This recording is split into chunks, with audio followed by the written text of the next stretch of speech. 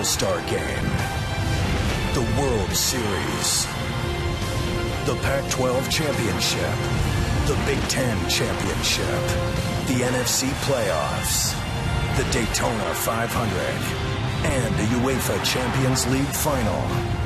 The world's biggest events are on Fox Sports. We are Fox Sports! Today, we witnessed history. But what's in store next on Fox Saturday Baseball? Get ready for 3 blistering matchups. We've got a red-hot NLE showdown in the city of brotherly love. All-Star Cliff Lee and the Fightin' Phils try to hold on to the best record in baseball against the sizzling Braves. It's baseball at its best, and it's right now on Fox. Welcome to the AT&T pregame show on Fox. AT&T, rethink possible. Welcome to beautiful Southern California. Perfect weather as usual for a little ball. We are here for the Padres and the Dodgers. It's the final Saturday before the All-Star break, and we've got 3 great games coming your way. Hi, everybody, and welcome to another special live edition of Fox Saturday Baseball. Coming up in just a bit, we'll send you either across country to Philly, to the south side of Chicago, or some of you will stay here for the battle between the Padres and the Dodgers. But right now, let's start with the biggest story in all of baseball. Derek Jeter, the man with 5 World Series rings, going after an individual accomplishment of 3,000 hits. Last night's Yankees-Rays game washed away, so this afternoon he resumed the chase, stuck on 2,998 hits, facing the All-Star David Price, against whom he was 6 for 25 lifetime. But here in the first, a crisp single to left, and now he is just 1 shy.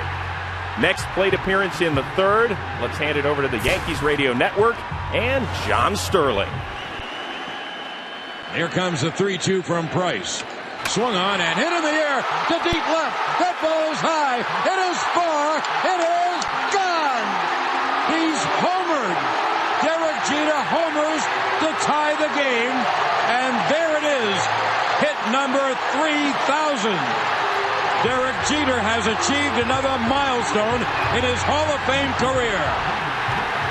Jeter joins Wade Boggs as the only members to make hit number 3,000 leave the yard. A touch of class there by the Rays. You can see the Jeter family enjoying it.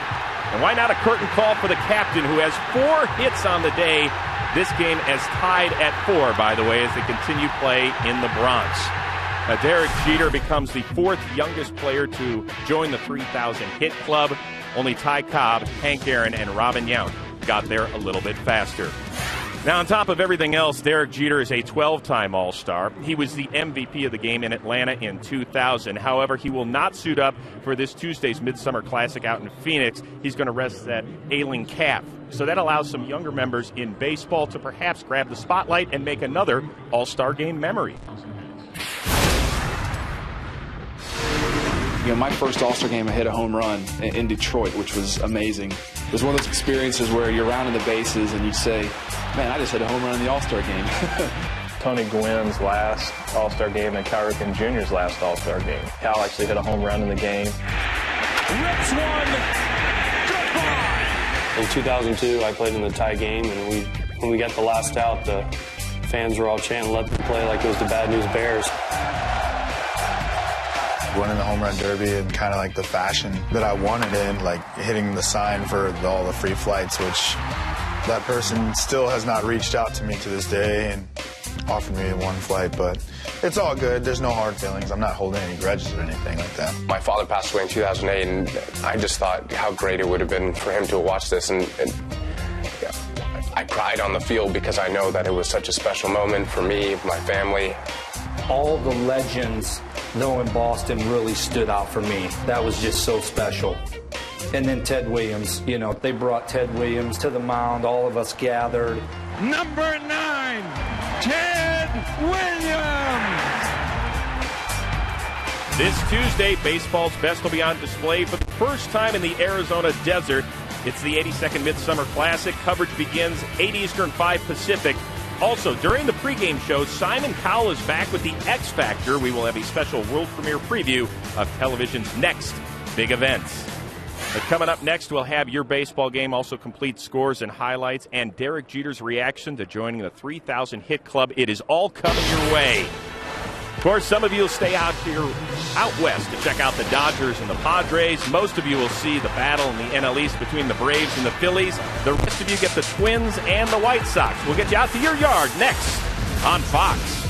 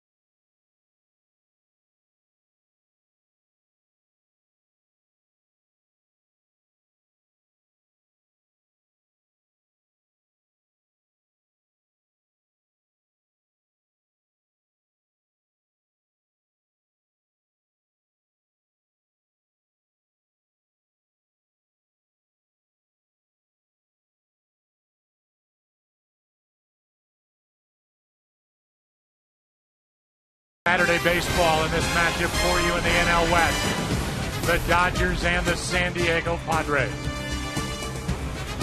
And now welcome to the broadcast booth, everybody. I'm Joe Buck. Tim McCarver is coming right up. Well, this has been a disappointing season for each side, both the Padres and the Dodgers. The one bright spot, the pitching. And for the Dodgers, the good pitching is in their rotation. And today, the young guy, Ruby De La Rosa, gets the ball. It's interesting about the philosophy of both teams going into today's game. For the Dodgers, they want Ruby De La Rosa to go deeply into the game because their bullpen's not that good.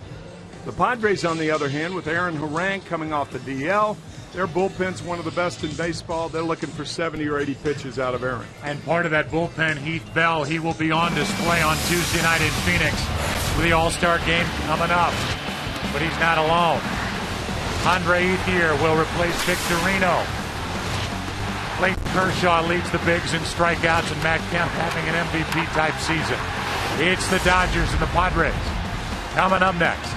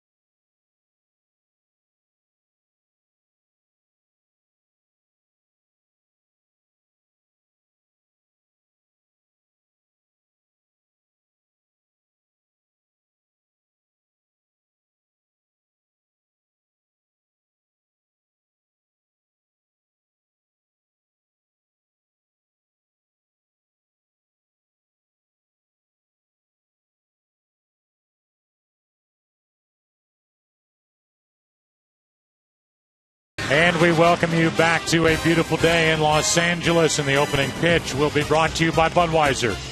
Great times are waiting. Grab some buds. And there it is, 76 degrees. It is sunny. It should stay that way as this rivalry in the NL West is renewed. And here is the Taco Bell starting lineup for San Diego. Brought to you by Taco Bell. Think outside the bun. Will Venable leads it off. Then it's Bartlett, Hudson, Chase Headley. Denorfi is out in left. Maben in center. Anthony Rizzo, the 21-year-old first baseman. Then it's Rob Johnson and Aaron Harang pitching and batting ninth against a guy that manager Don Mattingly says has the right look in his eye. He is confident. Why not? He can light up a radar gun.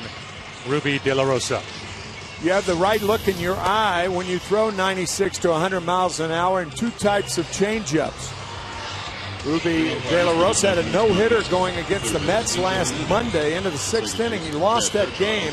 An idea of what he represents for the future with the Dodgers. Don Mattingly say unlimited potential, two speeds of changeups, one about 90 miles an hour. And can get it up to 100 miles an hour. Not many pitchers in the major leagues can do that. Will Venable's been a 300 hitter since May 4th. And he is on top of this Padre lineup for manager Bud Black. And off we go. Ball one outside. Bud Black is the reigning manager of the year for what he did with seemingly an undermanned Padre club last year. They ended up with a chance on that final weekend in San Francisco to win the division. They came up 2 games short. Losing the last day of the season 3-0 to San Francisco, and of course the Giants became the world champions.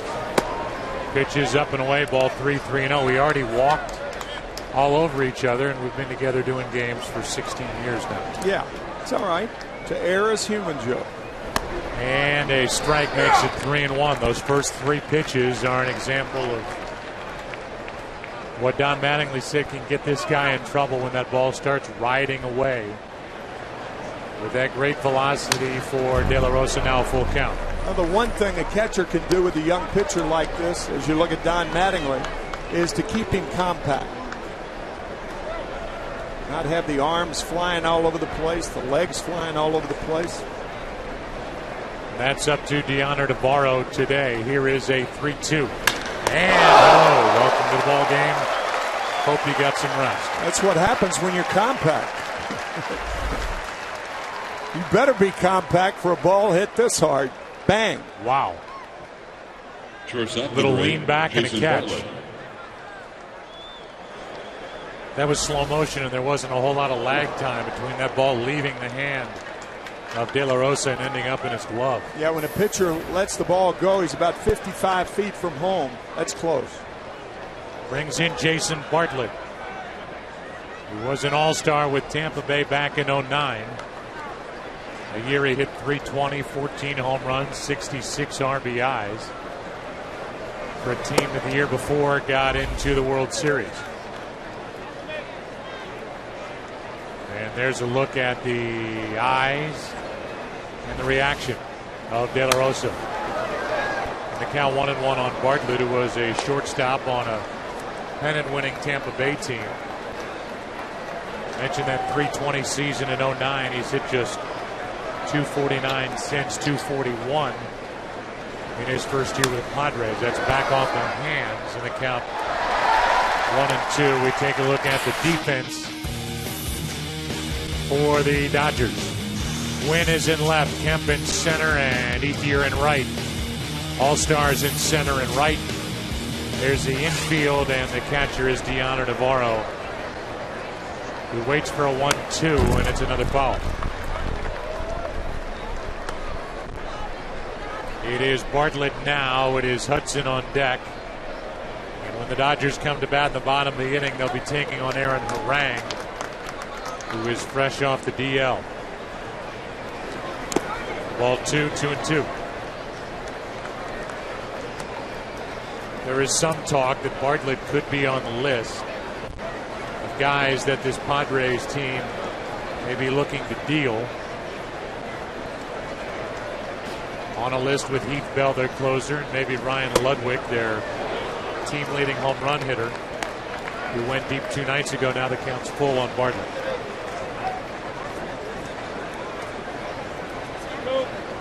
Padres are a team that's got a lot of pieces in place on their pitching staff. Here's a 3-2 and 2 out. And we give you the 4 keys to the game.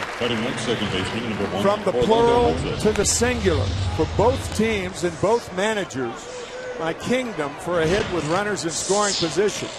29th and 30th.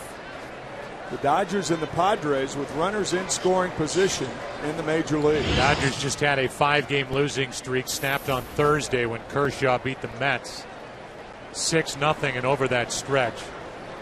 5 games, the Dodgers scored a total of 7 runs and were 5 for 51 with runners in scoring position. Here's Hudson. He takes a strike. And there is Kershaw, the 23-year-old left-hander who leads the major leagues in strikeouts. That's strike 2. Before Thursday night's game, the Dodgers had a players-only meeting. And it's always good to have a meeting when your best pitcher's going out there. Yeah. That was Clayton Kershaw. The results will probably be better than they were the previous 4. You have meetings when Koufax goes out there, Drysdale, all the greats of the past. Hershiser. Right. That just missed. And then last night it was Billingsley who's on a roll with Kershaw. Not an all-star like Kershaw is. But Billingsley was outstanding last night in a 1-0 win. Here's a 1-2. And it's outside, 2-2. Here's the old 90-mile-per-hour changeup.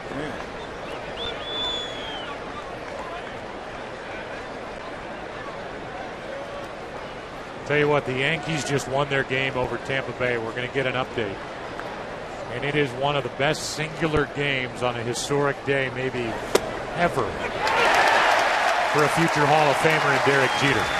Back-to-back strikeouts and the top of the first. Good work by De La Rosa. Dodgers coming up, no score.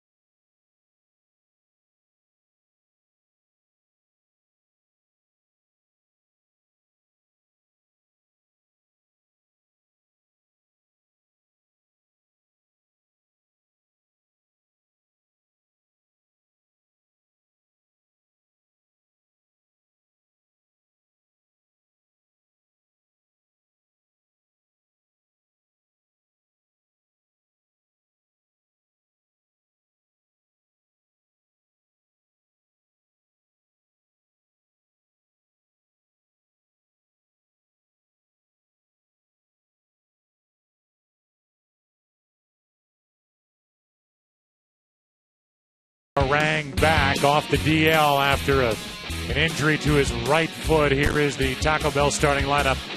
Think outside the ball. The Dodgers have wins for Colin Ethier, Kemp, Loney, and Uribe in the middle. Deanna Navarro is hitting 176. And Jamie Carroll and Ruby De La Rosa. And here are the numbers for Harang.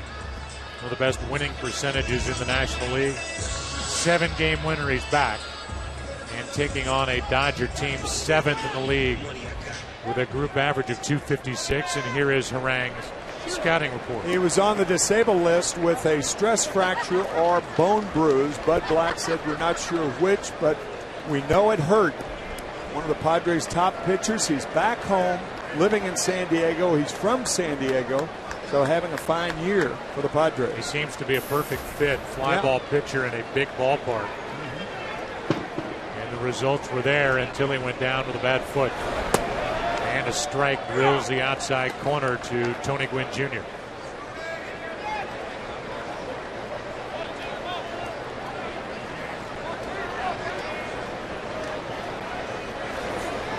That's over but low. Aaron Harang went on the DL on June 10th with that stress fracture. Bone in his right foot, had a rehab start on Monday in Single A Lake Elsinore. Went 4 innings and struck out 7. And he falls behind Gwynn 2-1. Aaron Harang, a 2-time 16-game winner. With Cincinnati in 06 and 07, he led the NL in strikeouts in 06. And Hudson picks it, gets the out. So a little bobble, and Orlando Hudson recovered for the out, the 4-time Gold Glove Award winner. Yeah, the ball stayed up for Orlando. A little pirouette, ball hit the heel of the glove. Quick reactions, got his man. And so with 1 out, Rafael Furcal digs in, and Hudson's always had that great range and good hands at second base. He showed the good hands there. Here's Furcal, who is playing in only his 23rd game of the season. He takes a strike. Furcal was activated last Sunday. Going on the DL on June the 4th with a strained side muscle. He takes another strike. It's 0-2. 22 at-bats during his rehab. Typically the leadoff hitter, now batting in the number 2 spot behind Gwynn. And ball 1. Rafi has had a tough time staying healthy the last couple of years. Only 23 games this year. He played only 97 at shortstop last year for the Dodgers. He is in this lineup. He makes a difference. As he fights it off, still 1-2. Dodgers have won 2 straight after that 5-game losing streak. And they are 39-51. 1-2. That winning percentage is one of the worst, 3rd worst in Dodger history heading into the All-Star break. Unless the Dodgers can win either today or tomorrow, they will be in last place before the All-Star game. That's the first time since 1999. So it's been 12 years since the Dodgers were in last place at the All-Star break. When I say 3rd worst winning percentage, that's since coming out here in 58. That's into left and right at Venable, rather Denorfia for out number 2. And let's go for a DirecTV game break. Here's Chris. All right, Joe, in the pregame we showed you Derek Jeter with hit number 3,000 coming on a homer in the 3rd. Here is a single in the 8th. Gives the Yankees the lead for good in a 5-for-5 day for Jeter for just the 3rd time in his career, including the playoffs. The Yankees beat the Rays 5-4. Remember to see every baseball game in the most in HD. It's 1-800-DirecTV. Guys, not a bad day for the captain, right? Wow. And for a guy that, by the way, thanks, Chris Rose will be here giving updates all day as Ethier fouls away strike 1. For a guy, Tim, that people have been critical of because he's basically turned into a singles hitter. A couple of extra base hits, including a home run for hit number 3,000. I think people have been critical for the most part because he's turned 37. Here is a swing and a miss, strike 2 on Ethier. And I say that kind of kidding, but, there's a lot of venom spewed in New York City for Yankee fans because they have an up-and-coming prospect, a young man who scored the winning run today, Eduardo Nunez. And what do you do with an aging star? I think any manager in baseball, any fan, if put in that position. Jeter's your shortstop, 4th youngest to reach 3,000 hits this afternoon. The 28th to ever do it. And the first Yankee, which is a bit surprising, but the first guy to do it. Rookie of the year back in '96.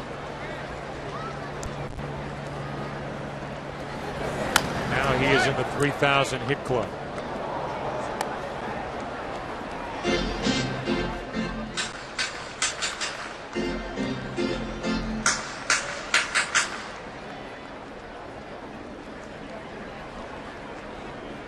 Here is another 1-2 from Harang to Ethier inside. And by the way, Jeter is the first in New York Major League Baseball, Dodgers, Giants, Yankees, Mets, to get hit number 3,000 in a New York uniform. Which again is hard to believe. Here's a 2-2. And Ethier, who this season is hitting .341 against right-handed pitching, keeps it 2-2. All of the great players that have gone through that city, primarily the Yankees who have stayed in that city. Of course, the Dodgers and Giants moving out after the 1957 season, moving to California. So a guy like Willie Mays never had a chance to get 3,000 hits in New York. Jeter, among 1,539 Yankees, is the first to get to 3,000. That's down and away. By the way, Heath Bell, who is a wonderful guy and is the closer for the Padres and will be for a third time an All-Star in the National League. His career has blossomed in San Diego. Will during the day take us through his pregame routine, his in-game routine, getting ready for what he hopes will be another save chance. And if we don't make him a star today, we plan on trying to make him a star on Tuesday night in Phoenix during the 82nd Major League Baseball All-Star Game. Yeah, Heath Bell getting ready for a new career in broadcasting once his baseball career is over. I think he's coming after you. There's a 2-out walk. And with one All-Star reaching, Ethier taking the place of Victorino, who was the online fan vote winner. Victorino on the DL now with a bad thumb. Now Matt Kemp, and when you look at Kemp's season, Tim, any way you want to slice it up, he is literally having an MVP-type season. And relatively naked in the lineup. I mean, after all, we talked about the Dodgers and their hitting with runners in scoring position. For the most part, Matt Kemp, their Thunder and only Thunder, other than Andre Ethier, in the lineup. But Ethier is, you're talking about hits in front of him. Right. So the question is, where does the protection for Kemp come? And there's the year. I mean, to be as alone as Kemp is in the lineup and to lead the majors in total bases, it's phenomenal through the first half. And it doesn't even count the fact that he is 26 of 29 stealing bases. Yeah, I said lead the majors, lead the National League in total bases. You're just correcting yourself because Don Hartack of Stats Inc. is sitting behind you. That is right. Here is a strike over the outside corner, 1-2. A 2-out walk. Kemp is up. Loney on deck. And according to Don Mattingly, it was more or less a rededication by Kemp over the offseason to reshape his body and really get involved in trying to become the best baseball player he could be. Always has had the potential to do this, and here in 2011 it's happened. Trying to shed that horrible word in many respects, potential.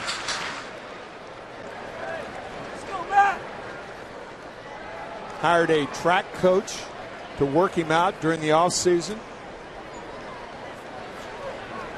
Here is a 2-2. And just to finish on Heath Bell, when we come back from break, Heath Bell will take us through the initial part of his day, and it won't take you long to realize why he is as likable to his teammates and to us as he is. Counts 2-2 on Kemp.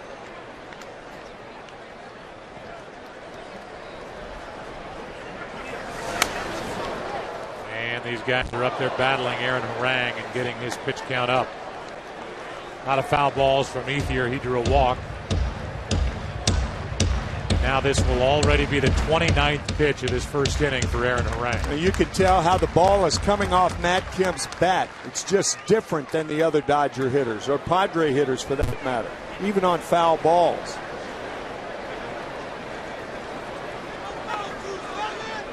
Here's a 2-2. Full count. It will be at least 30 pitches here in the first inning. And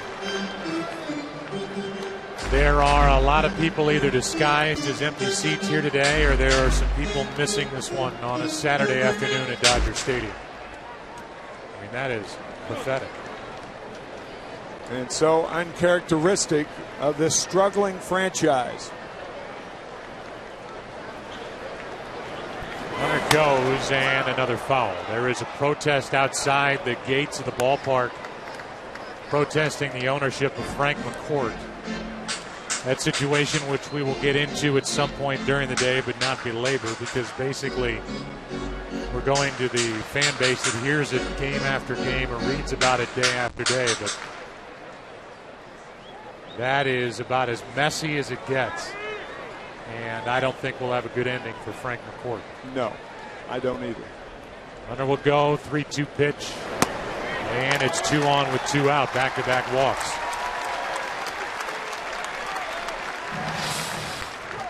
Out on Sunset Boulevard. There's the protest. I've never seen a demonstration outside a major league ballpark protesting the ownership of a club. Have you? That No. you could think of? No. That is, by the way, not on the property of the stadium. Right. But not that I can think of. If you can't, then I'll go along with you. But the situation seems to get worse by the day. Bankruptcy, court filings, and back and forth between Frank McCourt and Major League Baseball. Eventually, ownership has to change here with this great franchise. 2 on, 2 out, and Loney up there swinging for the fences, strike 1. The New York Mets, who are having problems also on the right coast. There was a joke going around Dodger Stadium that when the Mets arrived on Monday night, they were going to have to forfeit. Couldn't meet payroll, either team. I know it's funny, but it's not funny. No. Not at all. Here's the 0-1. Outside, a ball and a strike. And these Dodger players were greeted with a 3-inch stack of legal documents that were delivered here during this homestand by the attorneys of Jamie McCourt, the ex-wife of Frank McCourt. They haggle in the court system, and a lot of the issue has to do with money that has been transferred from what's going on with the Dodgers into a personal category and trying to manage that very off the field, but in some ways on the field situation between Frank and Jamie McCourt. Here's a 1-2. This has been a long inning for Aaron Harang.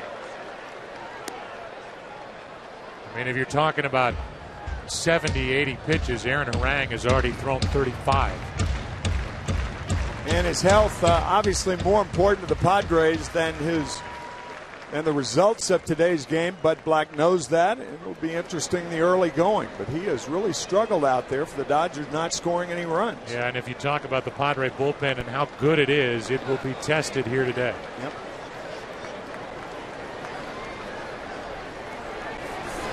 And that is outside. No mercy strike from the home plate umpire, Angel Campos. And already, Anthony Bass, a right-hander, is getting loose.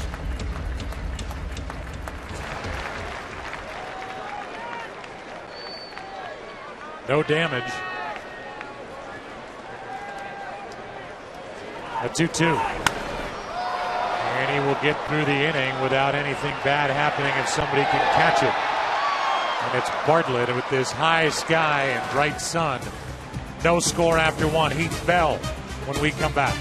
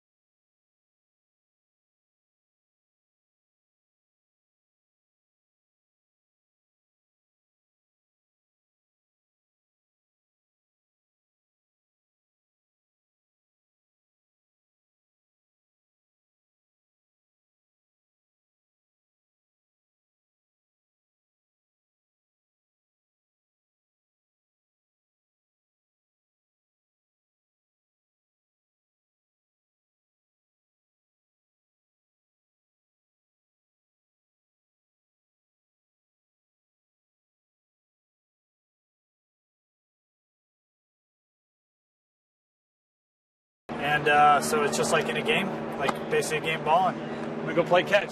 A little bit of long toss every day. Try to get that ball to go straight to him. If I hit my target 3 times in a row, I get to have a cookie.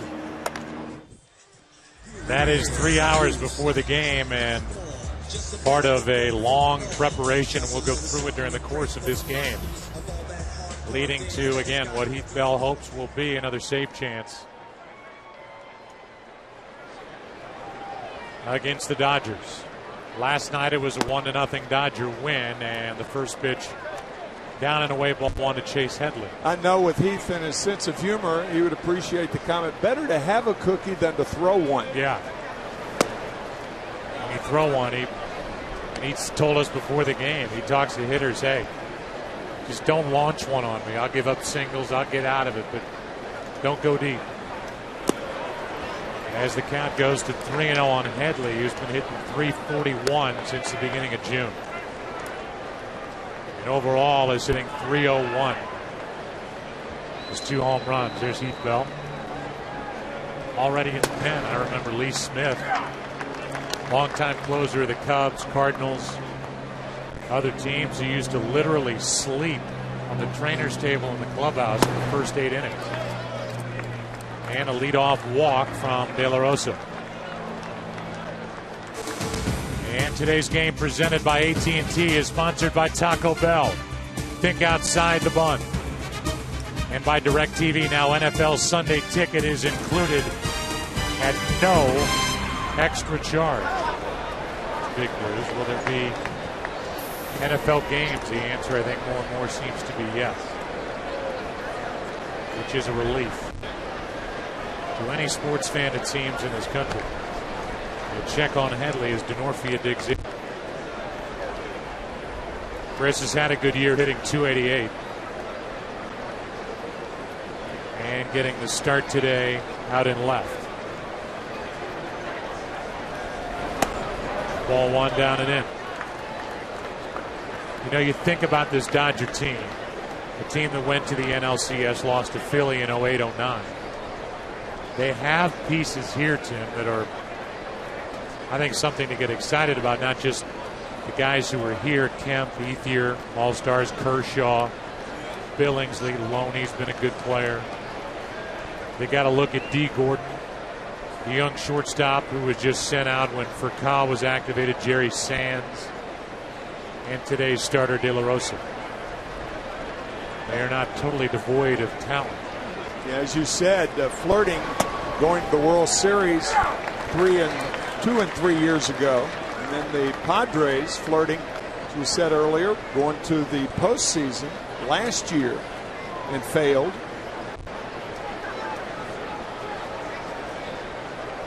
They've got the right man in Don Mattingly, I'll tell you that.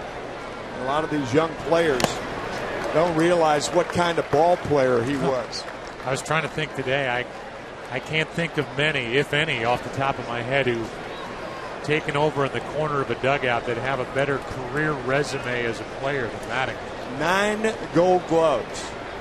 MVP 1985 for the Yankees. Finished second in 1986 in the MVP voting. That makes it 2-2. 222 home runs. 6-time All-Star, 9-time Gold Glover, as Tim said, with the Yankees throughout from Evansville, Indiana, and yet when you think about Jeter getting to 3,000 hits today, he had 2,153 career hits. Yeah, Don Mattingly also a clutch hitter. In fact, shares the lead in Grand Slam home runs in a season. He had 6 in 1987. Travis Hafner of the Indians tied him in 2006. But he was a great, great baseball player. And he missed a lot of the fun with the Yankees. His last year was 95. Torrey there in 96 taking over for Buck Showalter. He won 4 rings in that group. Core has won 5 as DeNorfia strikes out. High heat 99 from De La Rosa, strikeout number 3. Well, Ruby just rears back and throws his high fastball right by Chris DeNorfia. And that brings in Cameron Maben.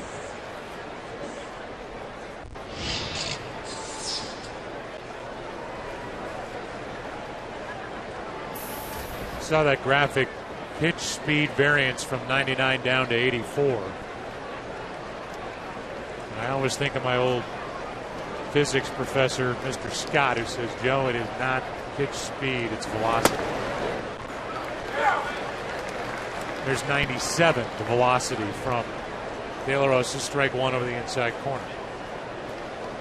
Is Mr. Scott still teaching physics at your high school? I'm not sure Mr. Scott is still with us, but I'll find out and report back to a breathless crowd here on the West Coast. Here's a pitch in the dirt. The count 1-1. A breaking ball that actually hits Cameron Maben in the right leg and bounces behind, so Navarro could not find it immediately, even had he done so. Doubtful that he prevents Headley from taking second base. Wild pitch on De La Rosa. And his second of the year. He is making his 7th start. He's 3-4 overall. Coming off 2 strong outings after 4 straight losses. Here is a 1-1. Strike 2. That's the pitch that has been bedeviling Cameron Maben since he came to the major leagues. That high fastball. He likes the ball down. One of the few right-handed hitters who is a better low ball hitter. But that pitch was 97 miles an hour, so it's tough for anybody to get around on that high fastball. He has hit 5 home runs. He hit a game-tying home run on opening day in St. Louis off Ryan Franklin.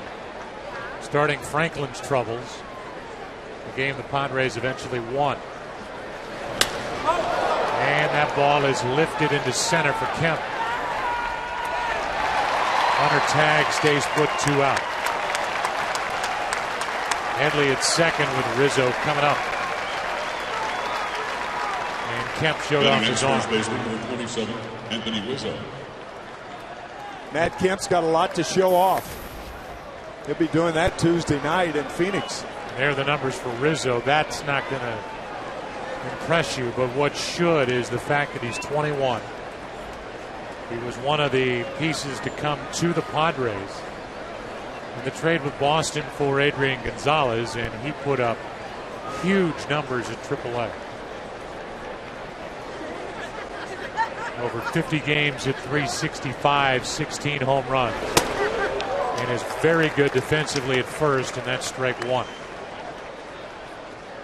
52 games, 63 RBIs at AAA Tucson.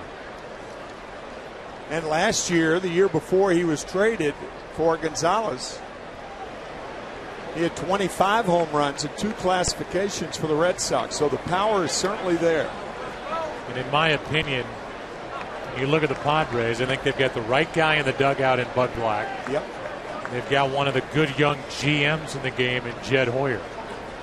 We made that deal out of necessity, and now Adrian Gonzalez may very well end up being MVP in the AL. First baseman with the Red Sox, and he is the centerpiece of their lineup.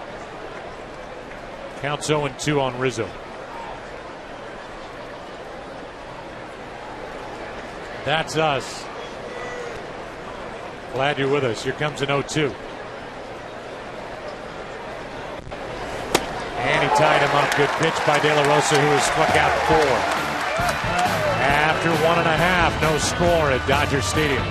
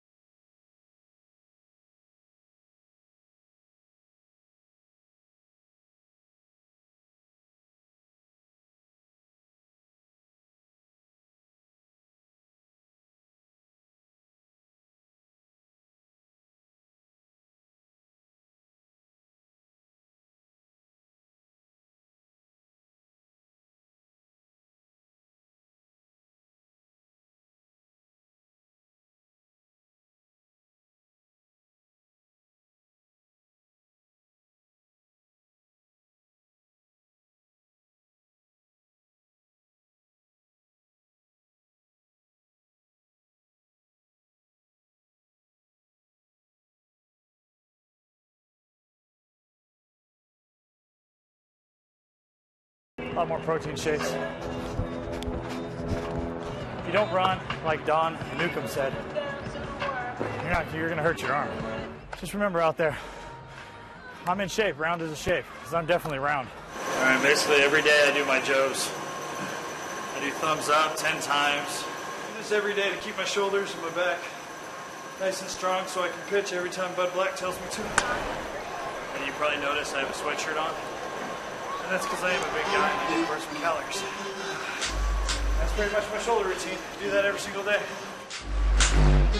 So there is more in the ongoing travels of Heath Bell around this ballpark during the course of the day as Uribe pops it foul on the count 0-2. You may have noticed that while lifting the weights, there was a scale behind Heath Bell talking about being rounded into shape. I'm not sure Heath knew that initially. I think Heath is a little self-conscious about his weight. Yeah. He's not self-conscious about his numbers or going to the All-Star game for the third time. A strikeout starts this second for the Dodgers as Uribe goes down. And the first strikeout for Harang. Meanwhile, just to finish on Bell, he won't turn 30 until September, and at that time he may very well be wearing a different uniform. He had 47 saves last year, 42 the year before when he was the losing pitcher in the All-Star game in St. Louis, but he's as good as there is right now in the National League. And a great guy. Breaking ball is a tight, good one to Deoner Navarro. Strike one from Harang. Bell was a guy that came up and was just a guy in the bullpen for the Mets. And he got away, and he has blossomed in San Diego. 2 out. With Jamie Carroll coming up. Today's game presented by AT&T is sponsored by Select 55. The superior taste makes it Select. The 55 calories makes it the lightest beer in the world. With 2 out, nobody on. Here is Jamie Carroll, who is on the list of potential pieces for the Dodgers to deal. He's had a good year. He's had more playing time than he expected. He can play anywhere. And he takes a strike. Jamie, who played in his 1,000th Major League game on Wednesday night. As far as I'm concerned, he is the only player in uniform, or the most likely player in uniform, to be a Major League manager someday. When D. Gordon, the young infielder, came up for the Dodgers, Don Mattingly went to both Jamie Carroll and Aaron Miles. He said, I know this guy's taking playing time from you as a middle infielder, but take him under your wing and show him how to do it. All-star game, there's Aaron Miles, who's been unbelievable. Swinging the bat for the Dodgers. All-star game is Tuesday night. We go to the 3rd inning at Dodger Stadium. And as we go to the 3rd, no score. Back after this from your local Fox station.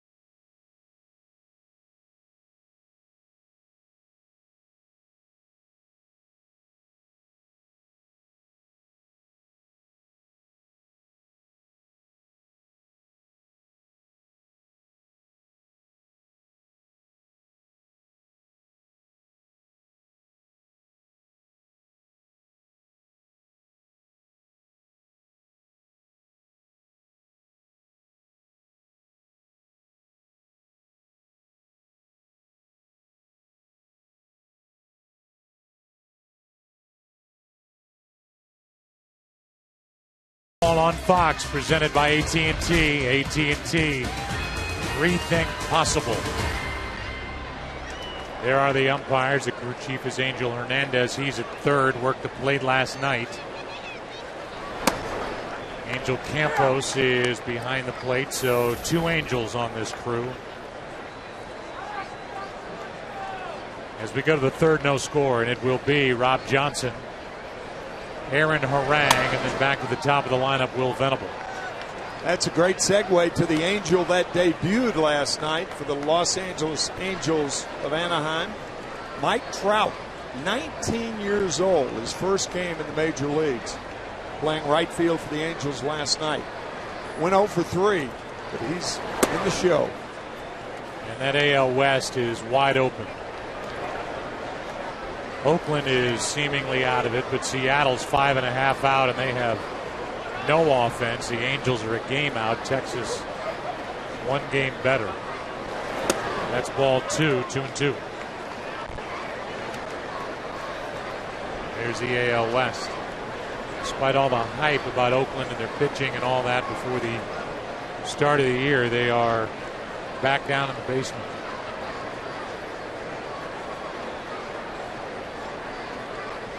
Here's a 2-2. And another strikeout for De La Rosa, number 5. 1 out here in the 3rd inning.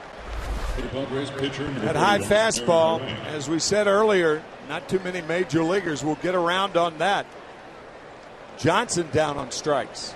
Last year, De La Rosa was the Branch Rickey minor league pitcher of the year in the Dodger organization.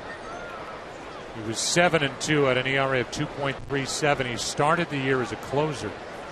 You can see why with that stuff. That was at Great Lakes single A. He went to double A. Made 13 starts between those 2 stops, and opponents just hit .219 against him. Riding 95-mile-an-hour fastball, 2-0. Aaron Harang has 3 hits in 24 at-bats. And waits for a 2-0. 2-1. As our friends at StatSync correctly point out, most of De La Rosa's problems have come in after the 4th inning. Strike 2. Before the 5th inning, De La Rosa hitting against Ruby is under 200 for opposing hitters. After that, it's 356. Offensive swing by Harang, and the count stays 2-2. So over 150 points higher, 3rd time through the round and through the lineup. 7 innings pitched his last time out. 7 innings pitched the start before that. So he's trying to settle in as he strikes out his 6th. About 8 outs. 6 strikeouts for De La Rosa.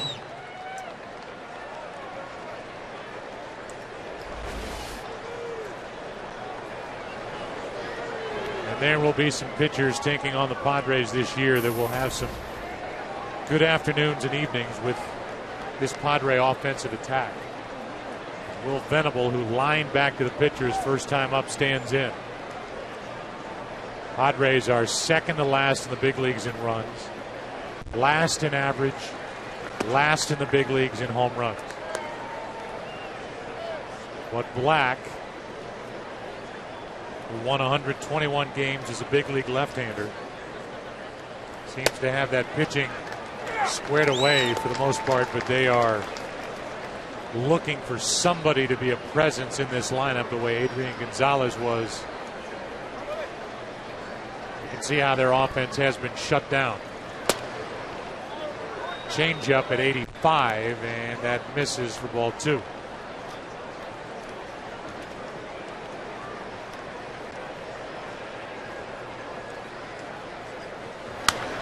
Big swing and a 2-2 count. Padres have been shut out or scored 1 run 28 times this year already. As they play in their 91st game. About 30% of the time. Here is a 2-2. At the shoe tops of the shins of the hitter Venable, and a full count. Bartlett would be next. Dodgers will have De La Rosa winning for Call in the bottom of this 3rd.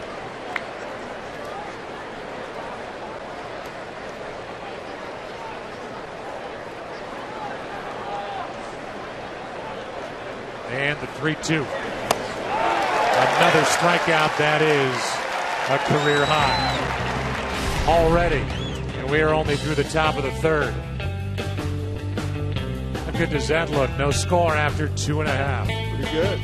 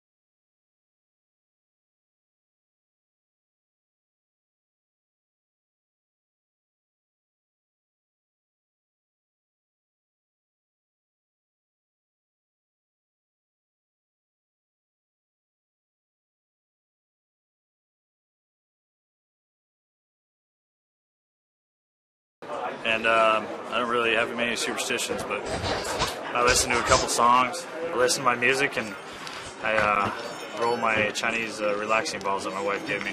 Usually put my necklace on, and this necklace right here I got from my daughter about 6 years ago from a kiosk from Universal Studios Orlando. It was $11.99. She said I would pitch really good if I kept it on, so I've been doing it for 6 years now. It's my father's dog tag, so you should put that on before I go out there. Get my jacket so I can stay nice and warm, and I head on out there. Come with me. We'll catch up. All right, I'll see you then. See you out there. So more from Heath Bell as we play in the bottom of the third inning. No score. De La Rosa with a 1-1 count now.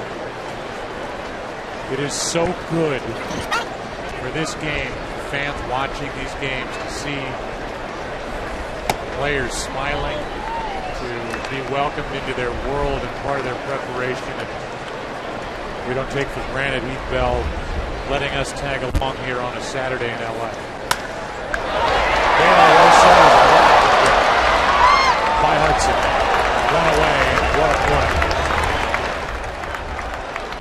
Full extension by the four-time Gold Glover, Orlando Hudson. Playing deep at second base. That's a little surprising with the pitcher Tony hitting. Gwynn Jr. But he was playing exactly where he should have been for that play. That's a beauty there. De La Rosa was 3 for 8 swinging the bat prior to being robbed there. We can handle the bat. The Padres knew it. And with Hudson playing deep, he had enough room to make the play. Here comes Gwynn. Started the day hitting .325 since the 1st of June. Love a quote he had during the week.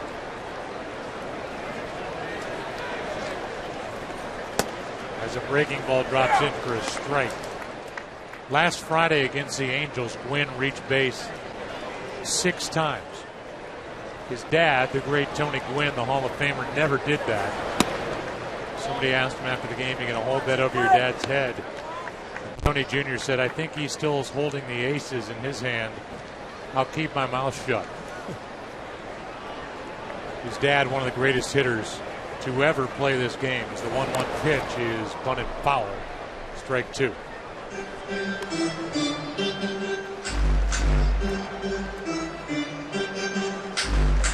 Chris Rose, who is with us, ran into Tony Gwynn Sr. earlier today. What's up? What'd you learn from Tony? Well, first of all, he watched Derek Jeter's 3,000th hit leave the yard earlier today, Joe, and he loves it when a guy joins that very special club. And this was a little tradition I didn't know about, that all the living members of the 3,000 hit club now write a letter. They will all write it to Derek Jeter. He started drafting his about a month ago, has a few extra lines to add in now that Jeter officially became a member. But he said probably the best line, and he said he's not a great writer, is that look at the back of your bubblegum card. All Yankees, right down the line. He said that is a pretty amazing feat, and he can't wait to send it in the mail to him, Joe. And something that Tony Gwynn can do himself with that career with the Padres. Derek Jeter and Tony Gwynn, 2 of 28 players with 3,000 hits. Count is full on Junior. And a breaking ball is fouled back.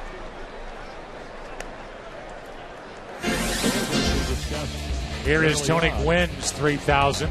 On the pregame show. Where's that game, kids? Montreal, Quebec, Canada. The Big O, Olympic Stadium. And a one-out walk. Stadium Olympique. Third walk handed out by Harang. Dodger shortstop Rafael for the call. Jeter, by the way, is the 14th of the 28. So number 14 to get all 3,000 plus hits with the same team. Who was Boggs with when he did? Tampa Bay. Home run to right field at the Trop.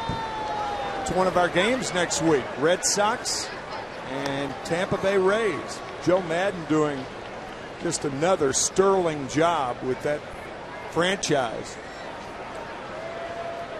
They're 4.5 back in the American League East. Evidently those one-a-day vitamins are working for Joe because his hair is really growing.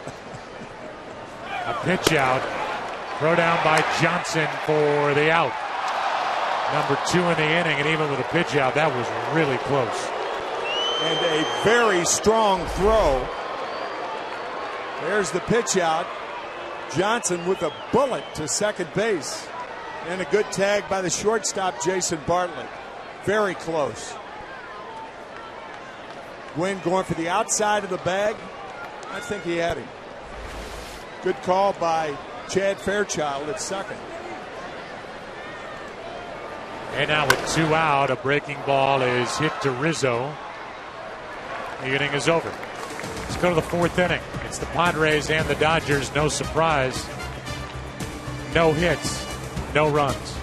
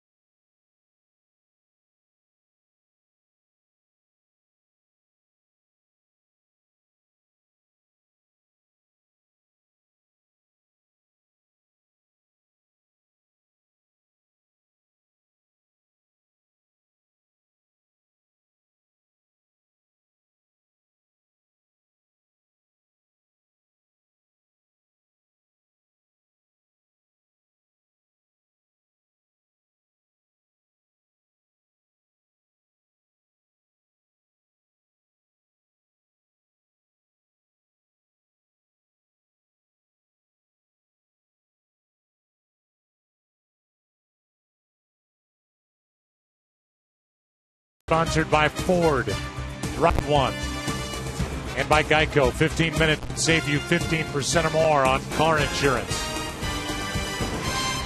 Who's insured by Geico? On that highway right there, freeway as they call them out here. There's the NL East. With Philadelphia on top, Atlanta leading the wild card chase in the NL. We'll have an update coming as those two teams on top in the NL East are getting together in Philly right now. Well, let's see. Ruby De La Rosa, who has struck out 7, walked 1, starts Bartlett with a strike. And now one that barely misses. It's 1-1. You can see why the Dodgers are excited about 22-year-old Ruby De La Rosa. Should fill out more too. 6'1", 185.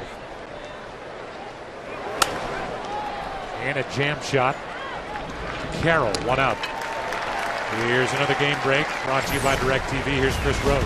Joe, Cliff Lee was pitcher of the month in the NL for June. He might be the hitter of the month in July. 10th pitch of the at-bat against Atlanta's Tommy Hanson, and it's his first big league home run. He's also struck out 5 through 4 scoreless innings. Phils lead the big NL East battle 1-0. Remember to see every baseball game the most in HD. It's 1-800-DirecTV. Joe and Tim? All right, thanks, Chris. With 1 out, nobody on, here is Orlando Hudson. That's about the same slot that Raul Ibanez hit the ball in the bottom of the 10th inning last night as the Phillies beat the Braves 3-2 on Ibanez's home run. Right center field just made it. That's outside. 1 ball, 1 strike. Is the rest of the National League playing in the category of a waste of time? Do you see anybody beating Philadelphia? Yes, Atlanta. I do. 1 ball, 1 strike.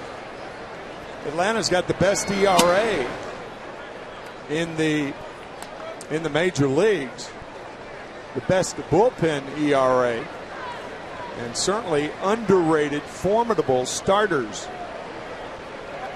Jair Jurgens is having maybe the best year of anybody in the NL. Maybe. Here's 1 out in front of the plate. Navarro gets Hudson, 2 out. He jumped on me a little bit. Helped make baseball moment that kids will never forget. Go to ChevyBaseball.com to support youth baseball. Plus, you can enter to win one of 4 trips to the 2011 MLB All-Star Game and the keys to a new Chevrolet. Better get after that early or now, soon, because the All-Star break is coming up as of the end of play Sunday night. I'm glad you answered the way you answered, because I think most believe that Philadelphia, especially if you get into a playoff series against that rotation, if they get any offense, are virtually impossible to beat in the NL. Well, I think the Philadelphia Phillies, even if Atlanta overtakes them, I think the Phillies will still make the postseason, and what you just said may still be true, that they would be the favorite coming in, even as a wild card team. But I just think Atlanta, with the maturation of some of their younger hitters and that strong pitching staff, I think they have a chance. Now, obviously, like the Phillies' chance is better, but the Braves can do it. Here is a 1-2. 2-2. How about the buzz in New York now about the New York Mets, who are 5 games over 500, beating the Dodgers 3 out of 4, and then winning last night up at AT&T Park in San Francisco. We said it last weekend that Terry Collins could be manager of the year on a team that finishes 15, 18 games out of first. Right. Pretty good pitch from De La Rosa, and the count's full. It was called inside on Headley, who has been getting better and better as the season has gone on. And another weak ground ball against De La Rosa, who is rolling. And you can catch him a lot of different ways, including in a little helmet of ice cream. Got a souvenir, has to go back for a nice, refreshing treat.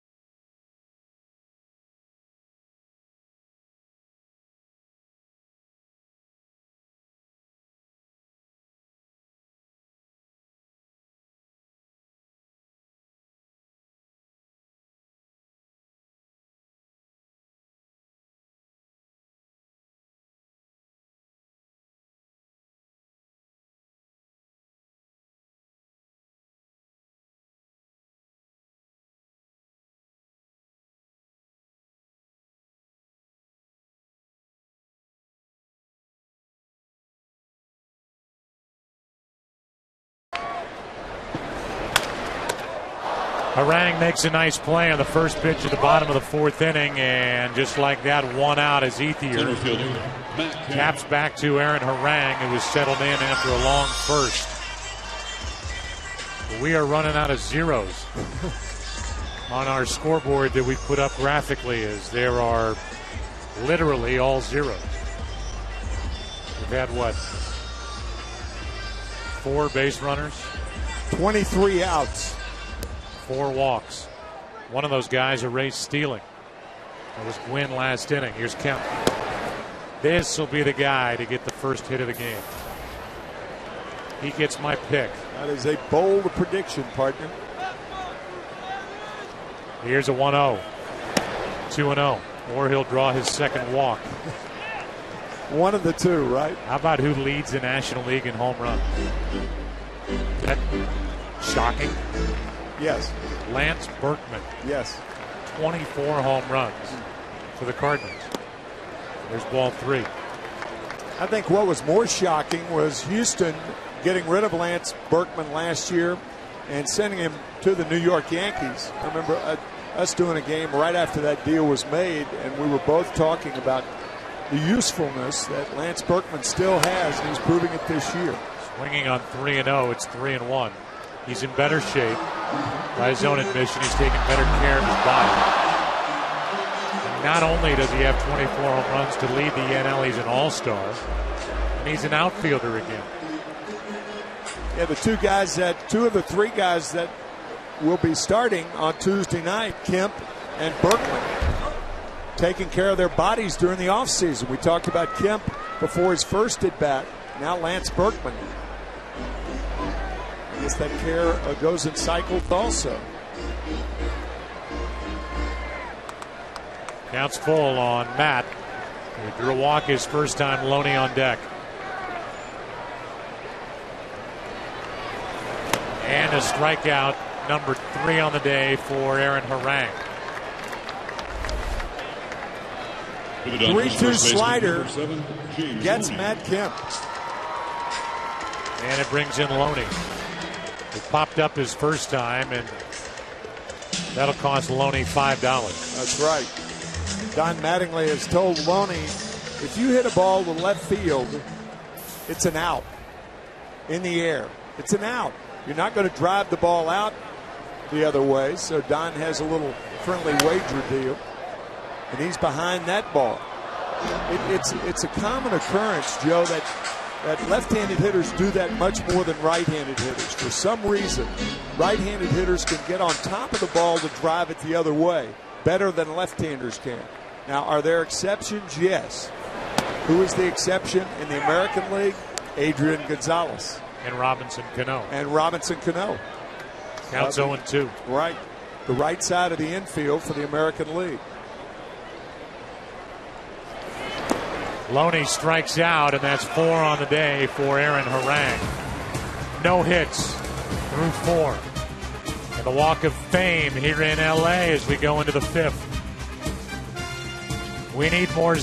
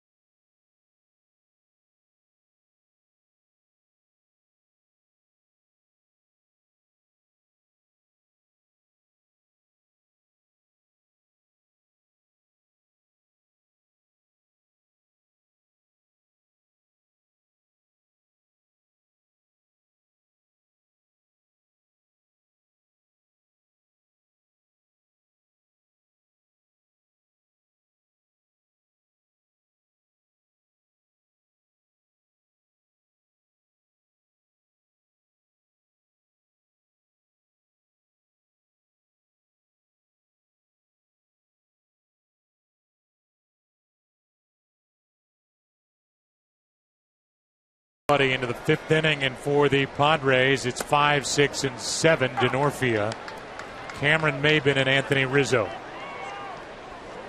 In between the two starters, De La Rosa and Aaron Harang, no hits as they have combined faced 27 batters. Count is even 1-1 on Denorfia, who struck out his first time.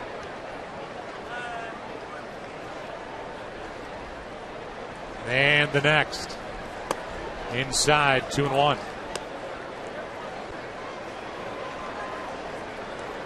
Santo Domingo, the Dominican Republic, is De La Rosa.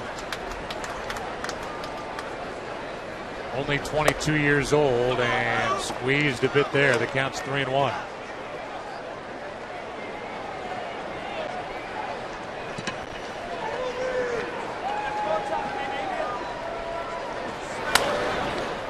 And now full. We'll hear from Derek Jeter, who was in an interview with Kim Jones of the Yes Network after the game, after he had a 5-hit day, joining the 3,000 hit club. Just missed for a leadoff walk. And here's Jeter. I've been lying to you guys this whole time. I had a lot of pressure on me these few days here in New York. I never thought, it was possible. I wasn't trying to do it. I just try to come out here, play hard every day, and if you do that, I guess good things happen. What does this sound like right now? It's a lot of fun. What a nice moment. What a year it's been. After a great 2009 at the plate, really kind of a revival year for Jeter when the Yankees won it all in 09. A down year last year, and when he went on the DL, here's the first hit of the day, belongs to Maben. And it's 2 on with nobody out for San Diego here in the 5th. And Jeter was hitting .260 when he went on the DL. Came off last Monday in Cleveland. First baseman, number 27, a 5-hit Anthony day Rizzo. against Tampa Bay, including driving in the game winner in the bottom of the 8th as the Yankees beat Tampa Bay 5-4. Here is Rizzo.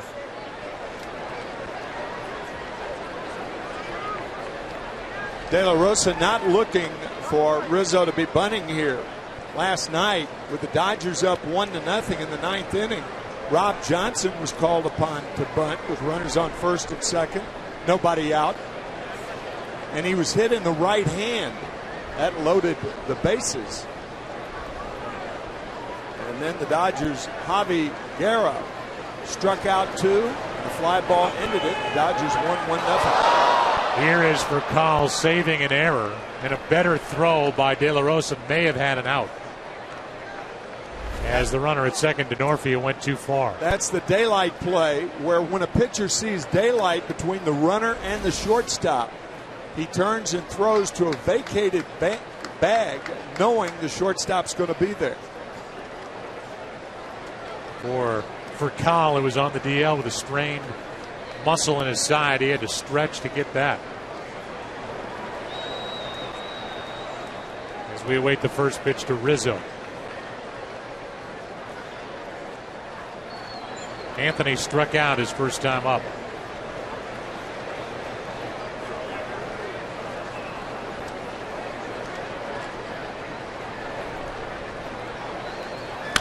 Strike 1. Chris Rose is perched down there ready to give us a report about the guy in Yankee Stadium today who caught that Jeter home run ball for number 3,000. What happened?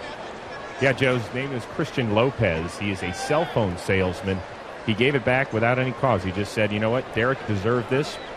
What did he get from the Yankees? That would be 4 tickets to every regular season and postseason game. Also some Derek Jeter signed memorabilia. Let's remember, there was a report out earlier this week that if Derek Jeter hit number 3,000 to be a home run, that ball could be worth anywhere from $300,000 to $400,000. Not too bad. Which is the exact same price as 4 seats to a Yankee game. So 1 ball, 1 strike, 2 on, nobody out.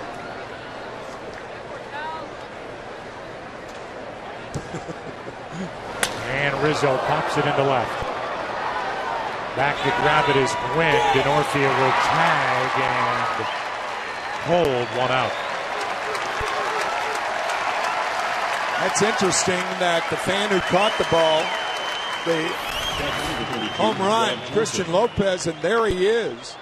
To think of all the problems that Roger Maris had with the gentleman that caught number 61 back in 1961.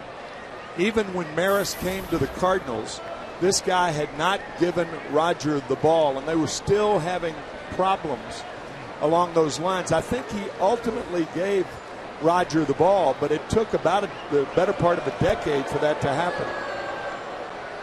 Batter now is the number 8 man, Rob Johnson. And De La Rosa's bothered by Denorfia back at second base.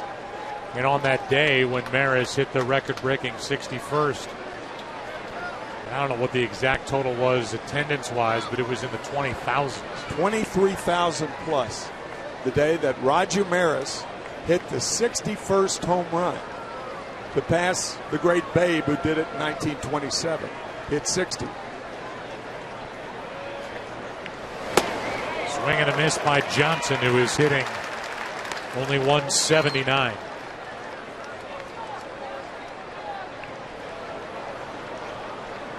More about Jeter and his hits than anything we're looking at here today.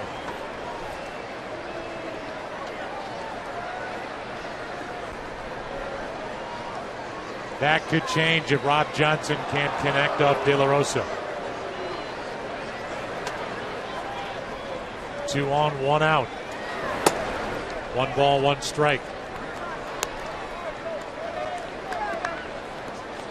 Thought it was interesting that Don Mattingly, and he might be about the only guy who could be as imposing as a manager standing in against his own pitchers, which he did during the spring.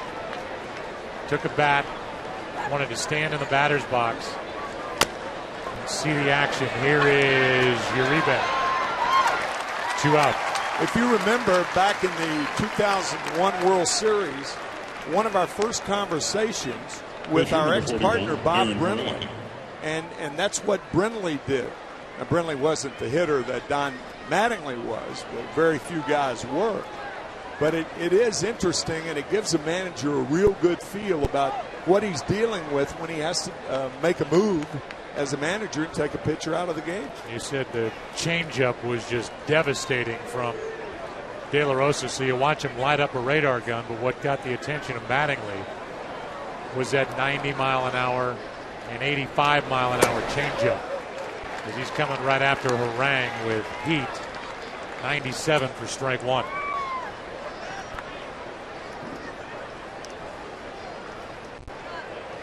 Mattingly, who spent 7 years under Joe Torre between the Yankees and the Dodgers, out here for 3 years.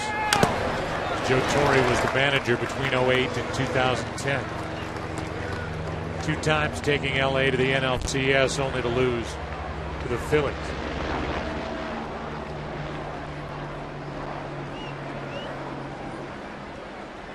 Harang, by the way, has thrown just 69 pitches after throwing just under 40 in the first inning.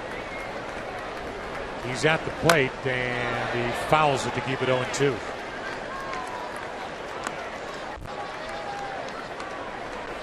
Denorfia led off with a walk. Mabrin is the game's only got to get a hit. Singled into center. It was 2 on, nobody out. Now 2 on, 2 out. And it's up to Harang. Bottom part of the order coming up for the Dodgers in the bottom of the 5th.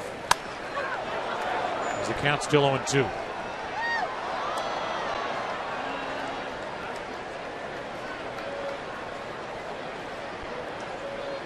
As Tim said, Aaron was born in San Diego, lives in San Diego. Happy to be a Padre and happy to be healthy off the DL. 7-2 on the year, and he leans back from ball 1. They're the matchups next weekend on Fox Saturday Baseball. After the All-Star game on Tuesday night.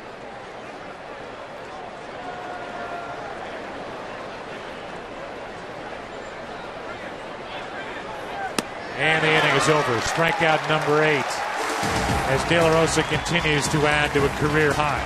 Halfway through it, no score.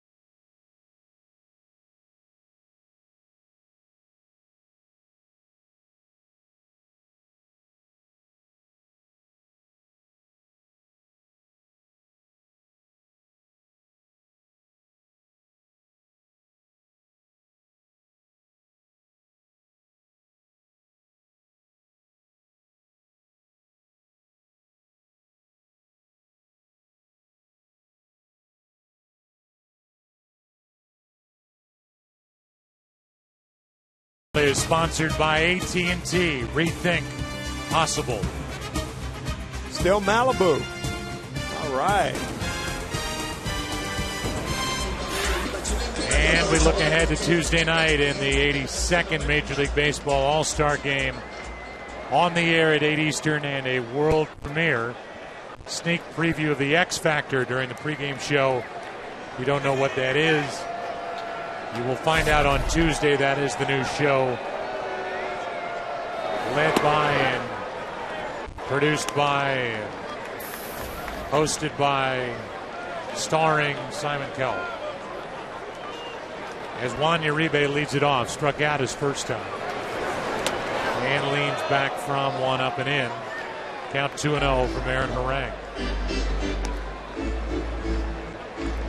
You can see 37 in the first inning pitch count. He's been terrific since. 2-1.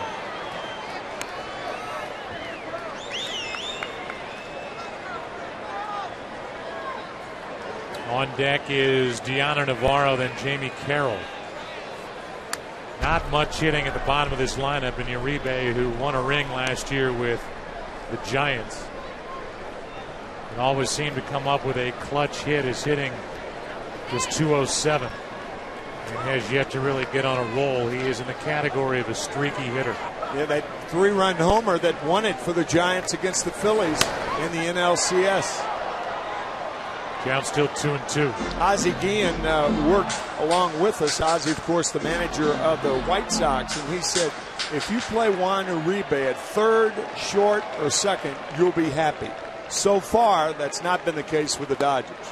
And he strikes out for strikeout number 5 in the third in a row for Aaron Harang.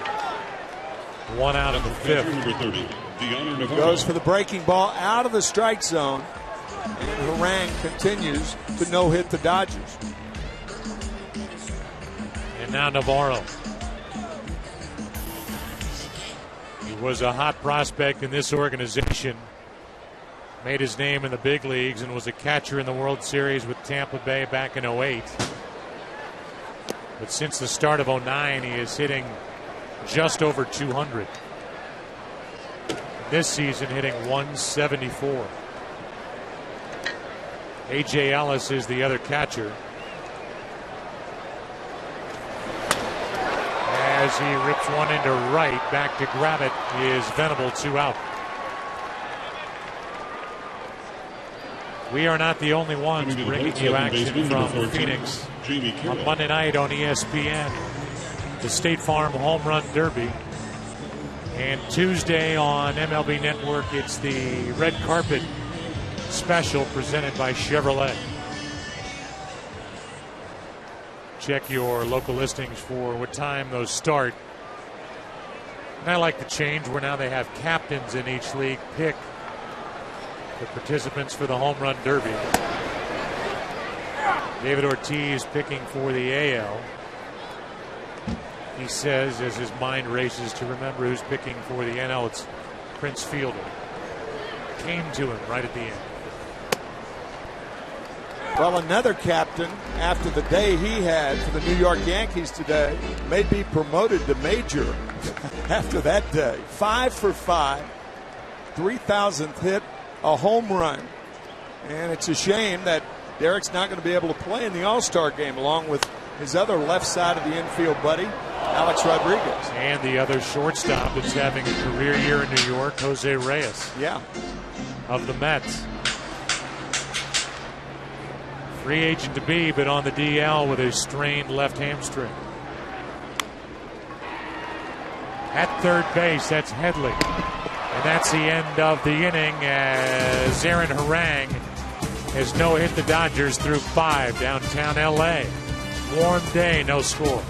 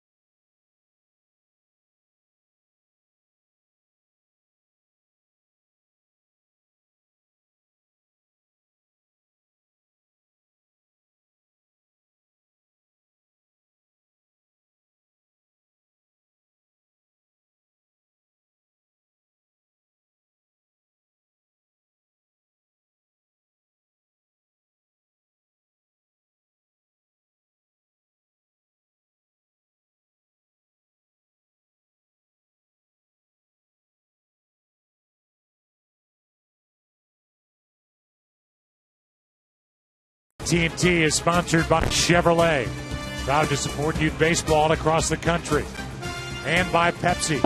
Summertime is Pepsi time. About the starting pitchers through 5 innings, no hits for the Dodgers, 1 for San Diego, 8 strikeouts for De La Rosa, and 5 for Aaron Harang.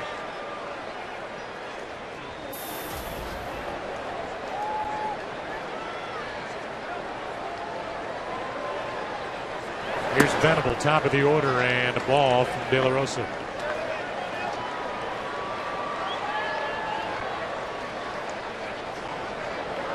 It'll be Venable, Bartlett, and Hudson. Anybody gets on Headley. Ryan Ludwig starts the day on the bench. Will Venable hit his second home run up at AT&T Park in San Francisco earlier in the week. It was only his second of the year, but it did not count as a splashdown because it bounced into the cove. And he's up on the count here, 3-0. You know, prior to that, I didn't know that splashdowns were not ones that bounced off the catwalk in the cove, but that was the case. But I'm sure they still chased it. Oh, yeah. Kayaks and rafts, floaties. Here is a 3-0 to Venable, taking a strike. You know who started that, by the way? Chasing the balls hitting the McCovey Cove? Don Novello, who was Sergeant Guido Sarducci, the comedian. No. He started that, yeah. Fathered Guido Sarducci. Fathered. What did I say? What did I say, mister? I have things like Sergeant. I did. I may have. But it was Father Guido Sarducci. And this, a military man proposing to his girlfriend, now fiance, before the start of this 6th inning.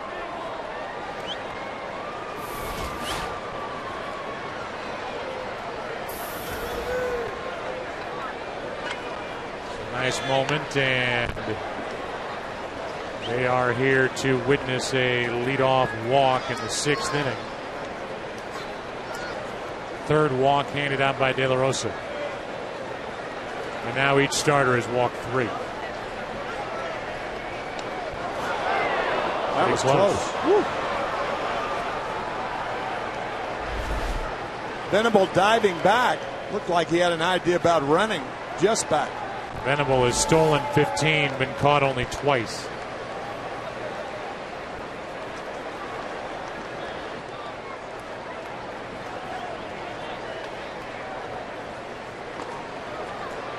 And De La Rosa, who was bothered by Denorfia behind him at second base last inning, is now paying a lot of attention to Will Venable at first.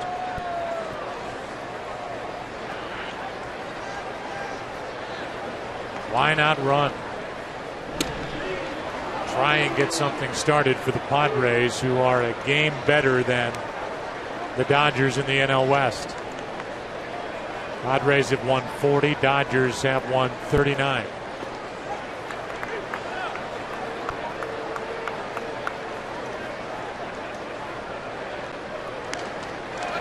There he goes, and a little squirter over to the right side for out number 1. Good play by Jamie Carroll, and as we welcome you into the warm booth here at Dodger Stadium. It's all right. They're bifocals, though. Yeah, it's all right. They work. We're seeing some pretty good pitching here today. I'll say. How impressive is this young Ruby De La Rosa?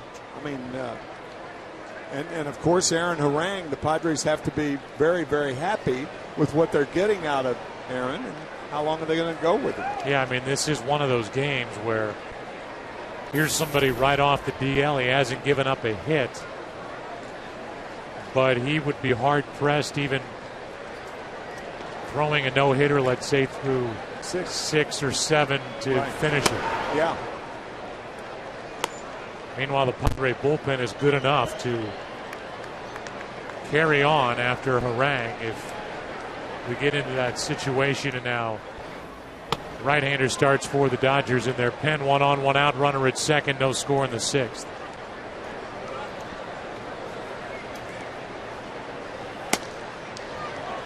That is inside, 2-0.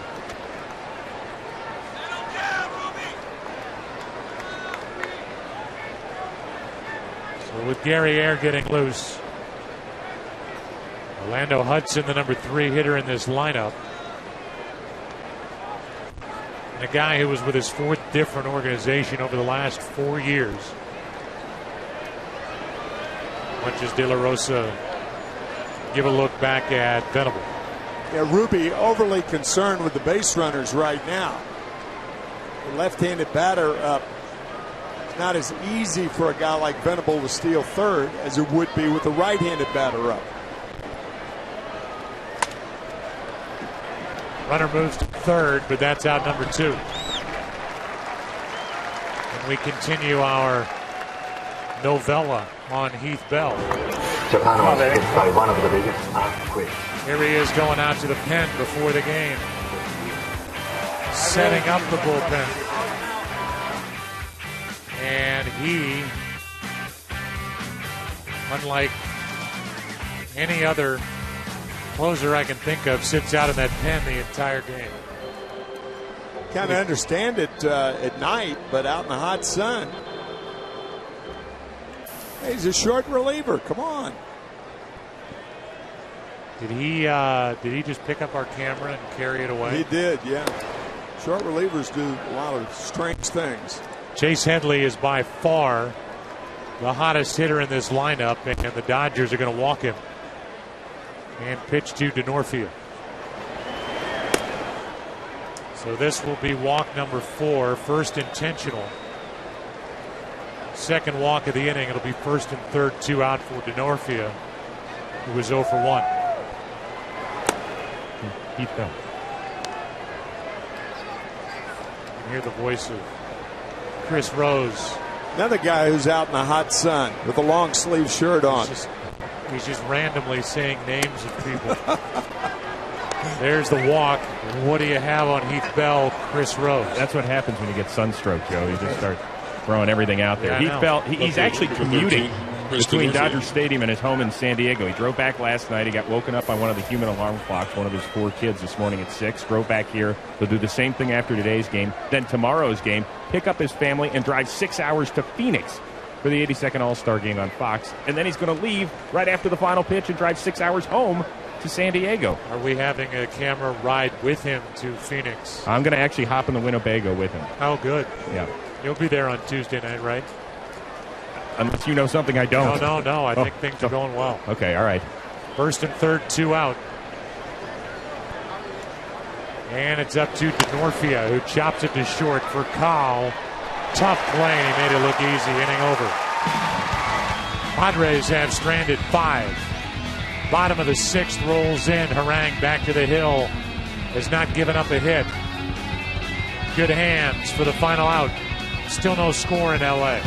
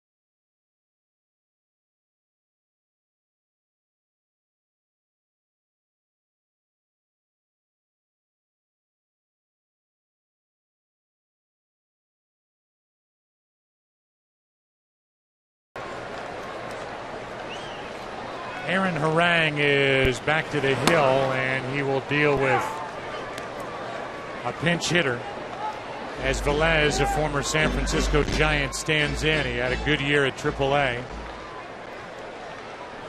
Eugenio Velez. And the count 0-2. Josh Spence is the lefty. Chad Qualls the right-hander.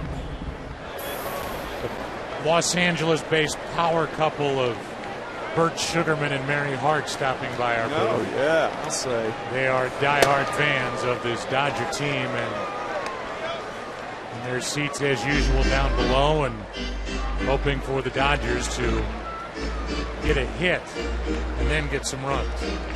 The count goes to 1-2, and now that skips in 2-2. I mean, after all, the excitement of this game does not match, for instance, the Bulls running in Pamplona. No. As was this weekend. I think it started on Tuesday or Wednesday. They're still running? I don't know how long it does. Day, weeks. Here is a ball, and the count's full now, 3-2. I thought it was just kind of like a crazy afternoon. They do it for more than... I think so. I think it's more like a week-long celebration, if you could call it that. Velez grounds out to short, one away, and Harang is now gone 5 1/3 hitless innings. But as we showed you, both Qualls and Josh Spence, who carries with him a Yoda backpack, out to the bullpen before the game as the rookie left-hander. Those are the two guys getting loose for San Diego, with the pitch count getting up there. And there he is. There is Josh Spence with Yoda on his back. Out to the bullpen I go.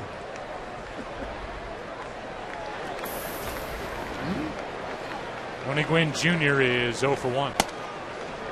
Grounded out, walked, was caught stealing, and takes a strike. Gwynn then for Cobb. De La Rosa went 6, no runs, 1 hit. 8 strikeouts, 4 walks, 1 of them intentional in a wild pitch. He was very good. And Aaron Harang is trying to be even better.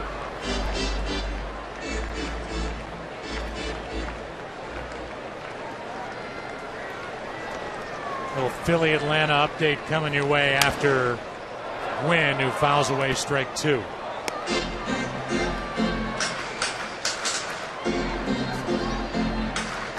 On deck for Cobb.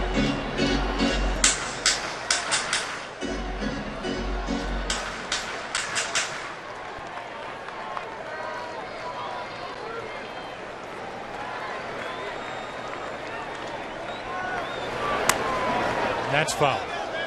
Every time I see Tony Gwynn Jr., I think of the next to last game of the season back in 2007, when it was the Padres were 1 strike away from going to the postseason. And it was Tony Gwynn's double, make that triple off Trevor Hoffman, the Hall of Fame Trevor Hoffman. It's just a matter of time. Padres didn't make it. Gwynn went around, and that's strikeout number 6 for Aaron Harang. Shortstop, number 15, Rafael. And here's a DirecTV game break. Chris. Yeah, Joe, tell Mary Hart she should be all excited because her fantasy baseball second baseman, Dan Ugla, just left the yard for the 15th time this year. He's hitting only a $186, but he ties the game against the Phillies at 1. They are in the 7th. Joe and Tim? All right, Chris. So Cliff Lee has hit a home run and now given up 1. That, by the way, is one of only 2 hits that Cliff Lee has given up today in that game against Atlanta. Top 2 teams, not just in the NL East, but probably the National League. No, not probably. In the National League. Yes. Counts 0-2 on Percal, who's 0 for 2. And hitting 193. What a job by Aaron Harang. Right out of the glove. Hudson makes the play. We go to the 7th. Dodgers, Padres, no score. Back after this from your local Fox station.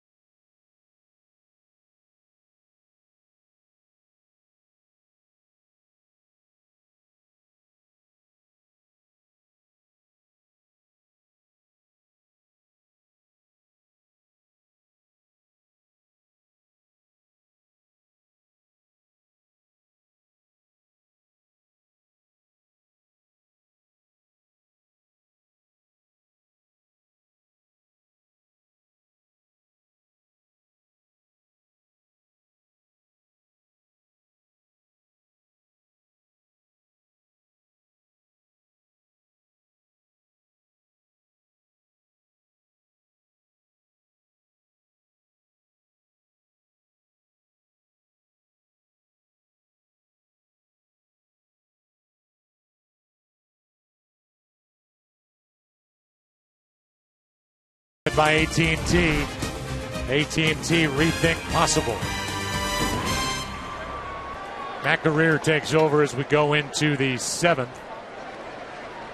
with Maben, Rizzo, and Rob Johnson coming up. No score, 1 hit total. And a breaking ball in for strike 1. Matt Guerrier wearing a very famous Dodger number 55, worn by Oral Hershiser. And he won the Cy Young Award in '88, MVP in the NLCS and the World Series. Good pitch down and away, strike 2.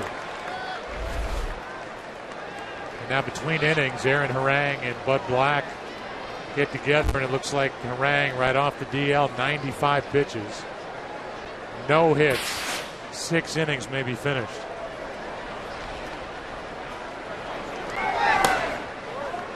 Ball 1. Back in the early 70s, the then manager Preston Gomez of the Padres removed Clay Kirby. It's a much of a cause celeb as far as baseball was concerned at the time. He removed him in the 8th inning, pitching a no-hitter. And it would have been the first no-hitter in Padre history, but was not to be because Preston said, we're worried about the game, not the no-hitter.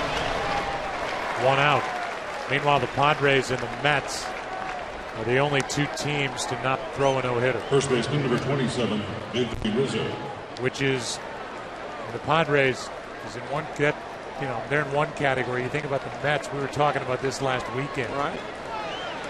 With the pitchers that have rifled through that organization, but to not have a no-hitter is hard to believe. Tom Seaver. In fact, today, I believe, is the anniversary of Tom Seaver's near perfect game against the Chicago Cubs. He retired the first 26 Cubs to face him. And Jimmy Qualls. Here's one into center off the bat of Rizzo. Into the glove of Kemp, 2 out. And outfielder, I think it was as a pinch hitter, he singled in the left center field against Tom, and that was back in 1969, 42 years ago. That wasn't the game that Bruce Fleming was behind home plate. I don't think so, because I think Bruce's first year was 1971. So with 2 out, nobody on, Rob Johnson steps in.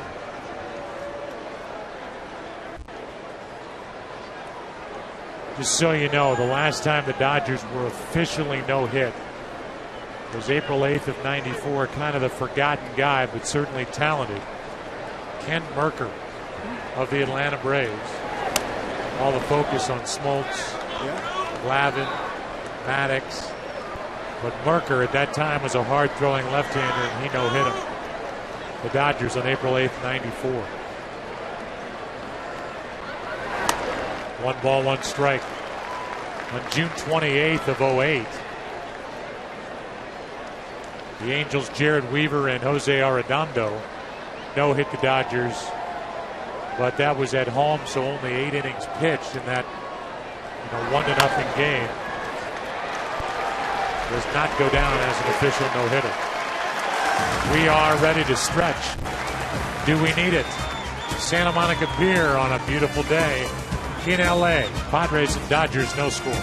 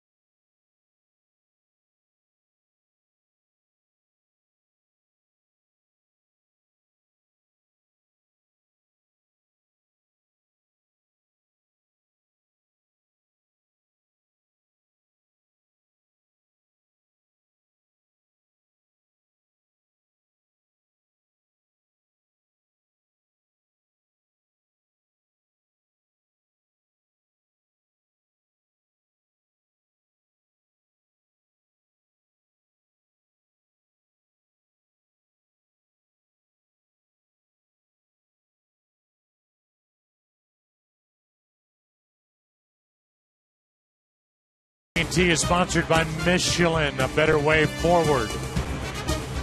And by Burger King, now offering $1 frozen drinks.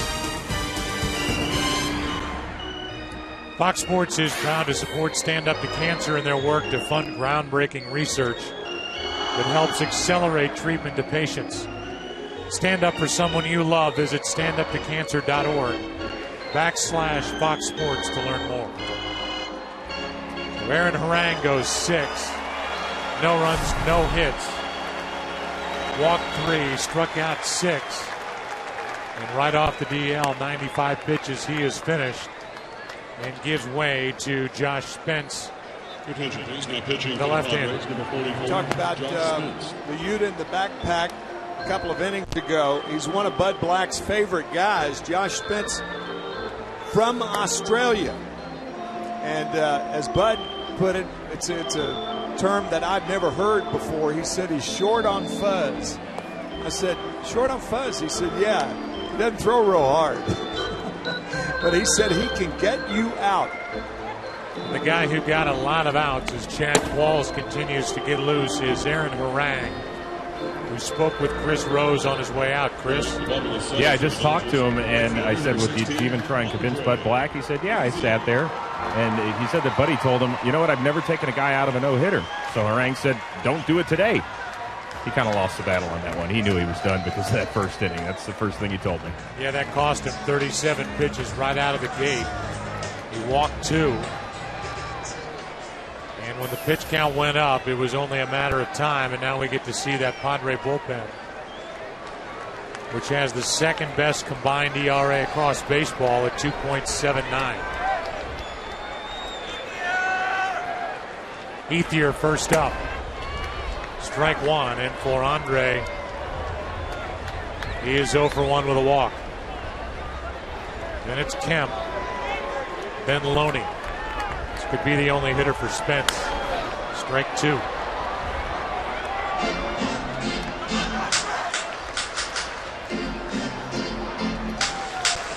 Dodgers are looking for hit number 1.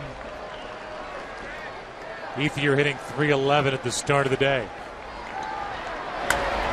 And he has struggled against left-handed pitching, just .237 against lefties, so he deals with Spence.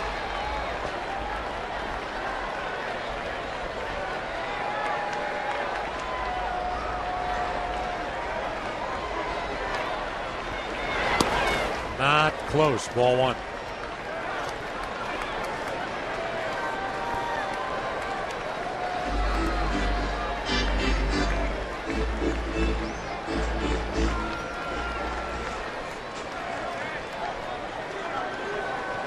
The 1-2. And out number 1 in the 7th. And that's it for Spence. Left-hander coming in for one hitter, and he does his job as Ethier goes down. That's 7 strikeouts for 2 pitchers of the Padres this afternoon. Chad Qualls is coming in after his sip of water on this hot day in L.A. 1 out, bottom of the 7th. No score.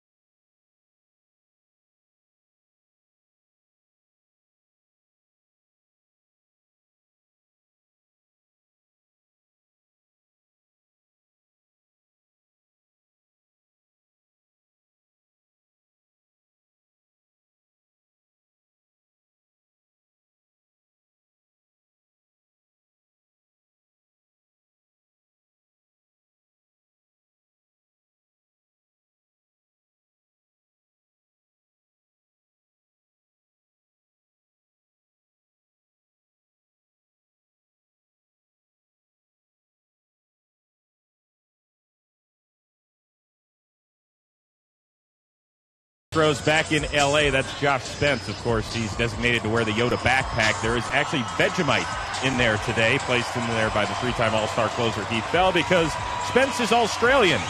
Well, the snack worked. He struck out the only man he faced, and now Chad Qualls. I don't know what his favorite delicacy is, Joe, but maybe they put it in the backpack for him as well. I guarantee you it's not Vegemite. As Matt Kemp stands in 0 for 1 with a strikeout and a walk. And he takes ball 1 down and in. So you've got Luke Gregerson off the DL. Chad Qualls, Mike Adams, Heath Bell. Those are right-handers that can really bring it. Part of that good bullpen for the Padres as the count goes to 2-0.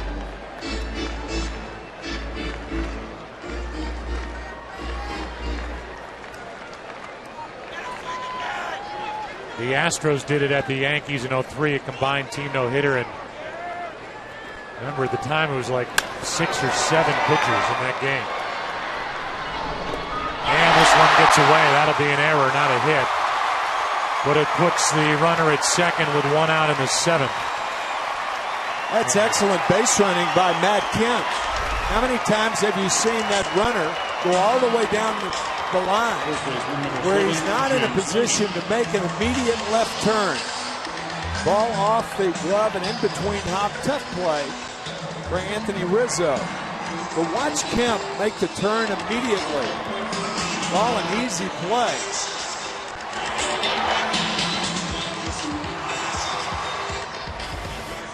And now he's at second with 1 out. Error on Bartlett, number 15 on the year. They're going to walk Loney and deal with a struggling Juan Uribe.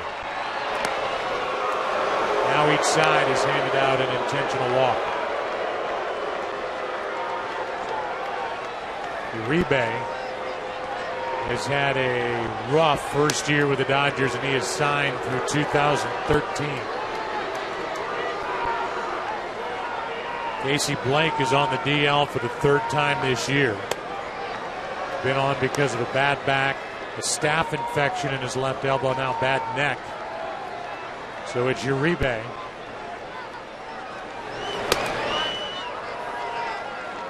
You could almost see Casey Blake the way he was looking to his left. Indicative of that bad neck. Here is Uribe, 2 on, 1 out. Dodgers had 2 on in the first. Had 1 on in the third, and that man Gwynn was out stealing. Otherwise, this constitutes a rally, an error, and an intentional walk. Rob Johnson went out in front of home plate and as you look at Mike McDougal warming for the Dodgers, he was giving signs to the infielders about what to do in case the runners ran. Normally, the only time that sign's given is with runners on at first and third. Here it is one more time. Now, runners are on at first and second. What he tells the infielders with runners on at first and third, what I'm going to do if the runner from first tries to go to second. It's odd. Kemp is the lead man. He's stolen 26. The trail runner is Loney. He's at first. He's stolen 3. He's able to get a huge lead as Uribe swings through strike 1.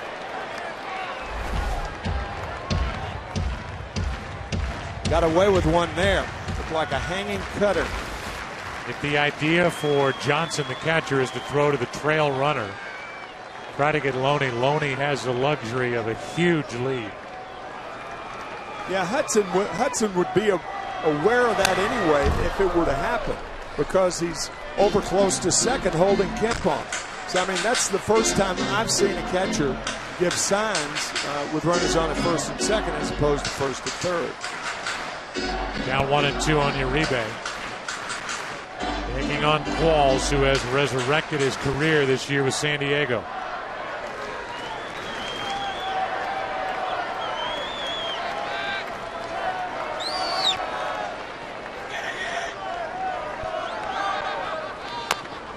Just got a piece. Foul ball keeps it 1 and 2.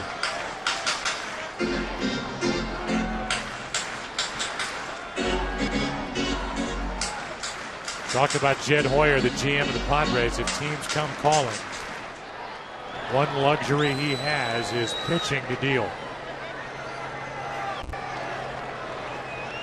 This Padre organization dying for somebody to be able to hit the ball. They have plenty who can throw it. 1-2. That is playable for Headley. 2 out. And Uribe's 0 for 3. And brings in Navarro. DeHonor, who is 0 for 2 and hitting 173.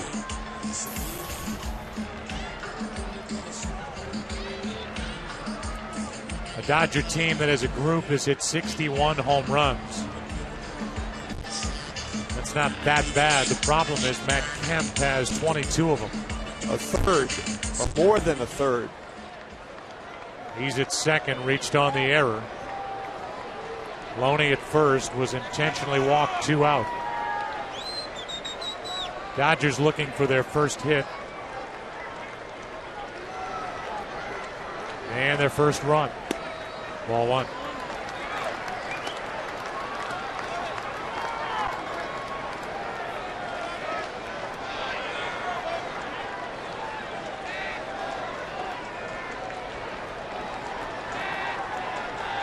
Barrows grounded out, line to right. 1-0. In for strike 1.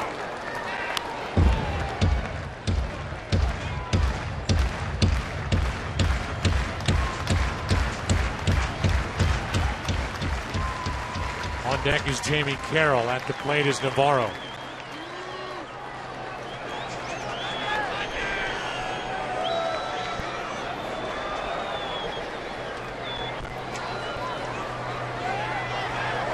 Balls almost caught Kemp.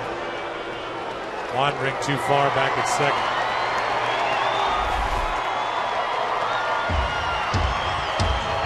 You can fake towards second or third without a penalty while you're still on the rubber. You can't to home or to first, of course. Here is a 1-1. On the outside corner, strike 2. Walls is one good pitch away from getting around that error by Bartley.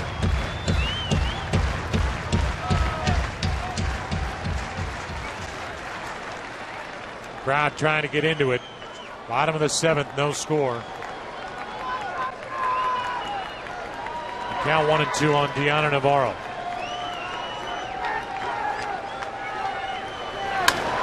And a good play by Qualls may have saved the hit and the run.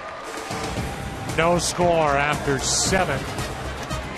Pete Bell is lurking down in that bullpen for San Diego. No score in LA.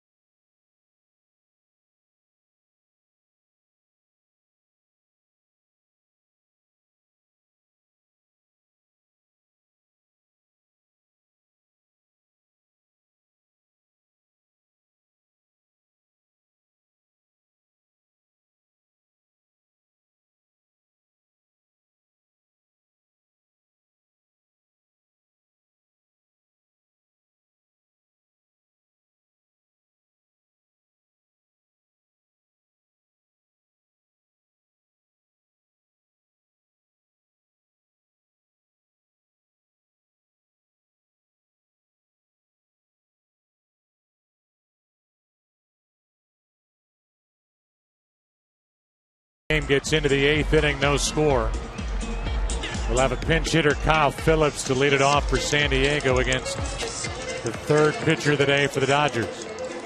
De La Rosa, 6 innings, 1 hit, 8 strikeouts. Guerrier, now McDougal. We had talked about the All-Star game on Tuesday night, and Mike McDougal, surprisingly, 8 years ago was an All-Star with the Kansas City Royals. And this is now a battle of the bullpens, and something that we talked about at the start of the day. The heavy advantage from the rest of the way goes to San Diego. It's been a while since we've seen a no-hitter thrown through 7. And that's what the Dodgers have thrown against them so far. And now you get into the area where if the Padres can come up with a run, you can get Mike Adams and Heath Bell, and we could very well see it. Yeah, that's right. And a very good point. Mike Adams, probably the best setup guy in the business. And may end up finding his way to Phoenix as an all-star because of the myriad replacements that are already happening and sure to follow, as Phillips fouls this one out of play to start the 8th. Get all these pitchers that when they start on Sunday will become ineligible to be on the active 34-man roster for the upcoming All-Star game, so you're going to get into a lot of replacements. And 2 examples that come to mind: Cole Hamels starting tomorrow for the Phillies, Justin Verlander for the Tigers. Another foul, strike 2. CC Sabathia for the Yankees.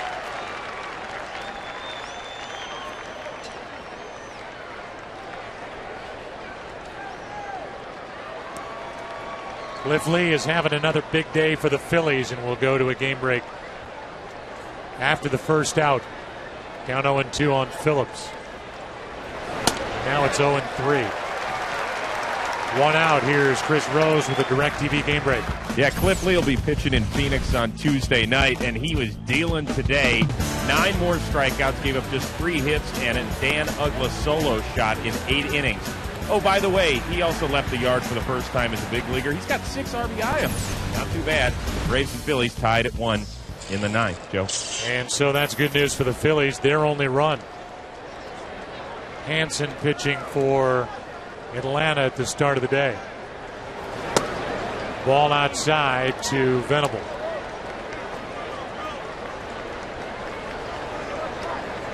Will 0 for 2 with a walk. On deck, Bartlett.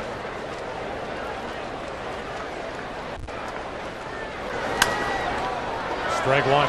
As Tim said, an all-star in 03 for the Royals. Mike McDougal has bounced around, been in the minor leagues, and when he throws strikes, he is very good, and he has been that for the Dodgers this season. One of the signs of 2 teams that are having problems offensively, a lot of foul balls back the other way. Like that. It's happened all afternoon. That's one of the first things you look for when you see a team that's slumping, and both of these teams are. But how many balls have we seen pulled foul today? There's Rick Honeycutt, pitching coach since 06 for the Dodgers. He was a holdover for Torrey, and now a holdover for Don Mattingly. Outside, 2-2. The Dodgers in the bottom of this 8th will have the bottom 3 in their lineup.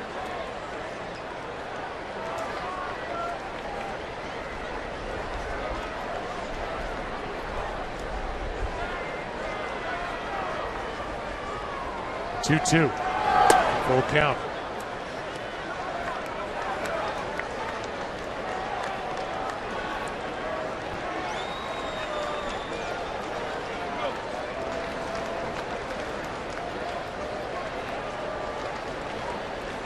And a 3-2 pitch from McDougal. Easy for Jamie Carroll. 2 out.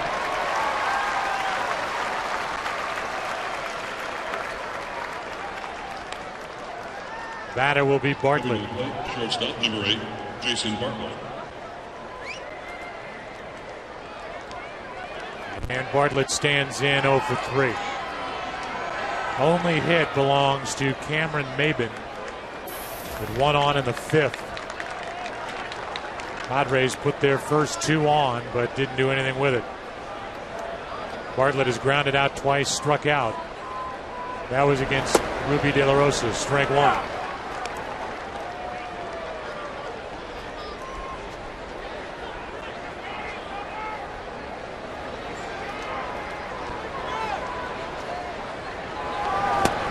Good, nasty, tight breaking ball for strike 2.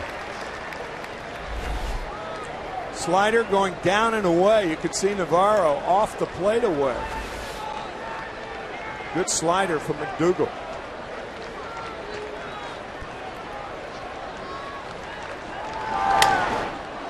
And an easy fly ball into center. We need more zeros. Bottom of the 8th. Bottom of the order coming up. No score.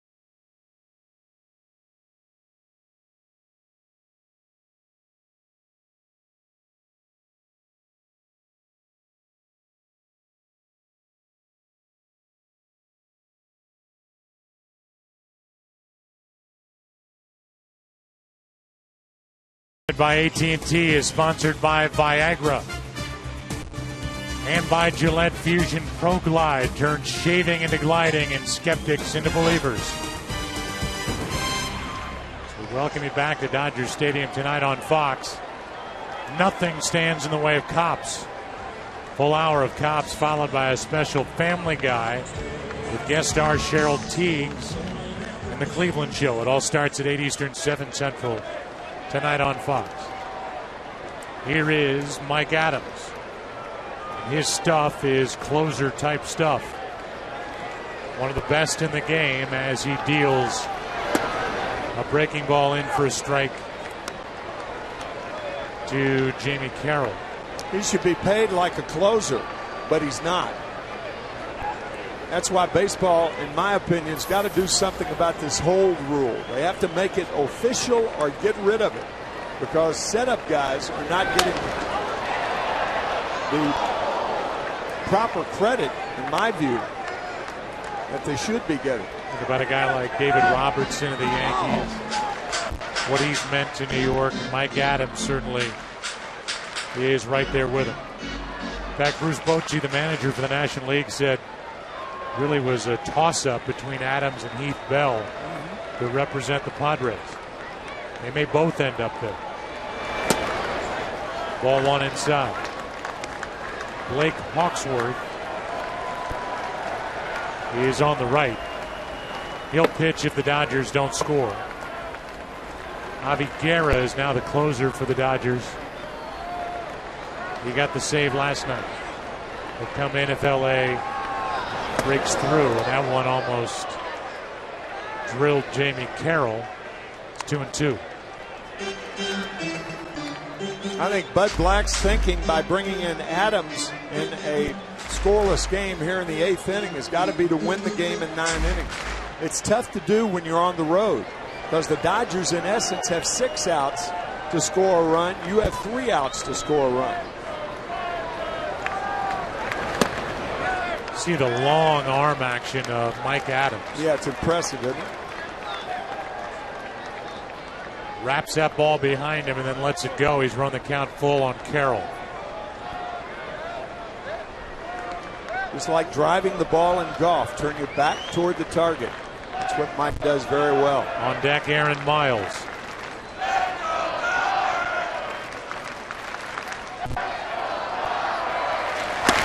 And a leadoff walk.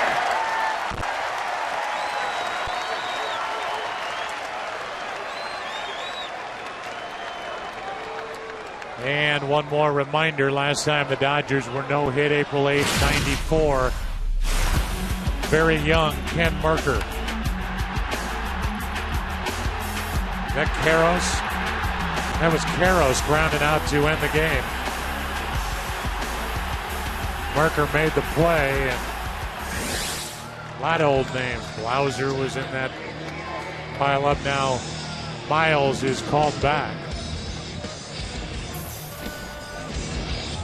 And now Olchin will come off the bench to bat for the pitcher McDougal. They had Miles. Now they're in a spot where they need a bunt.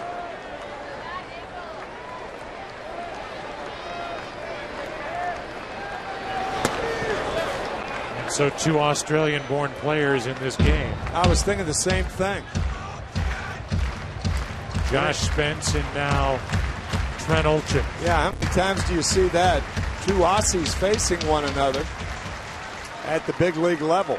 Trent Olchin, interestingly, was Tommy Lasorda's bat boy during the Olympics in 2000 in the United States. Won the gold medal. And here he is playing for the Dodgers. Nice story. Check on the runner, Jamie Carroll. He's a go-ahead run. Olchin at the plate. Tony Gwynn Jr. on deck as the Dodgers still look for their first hit.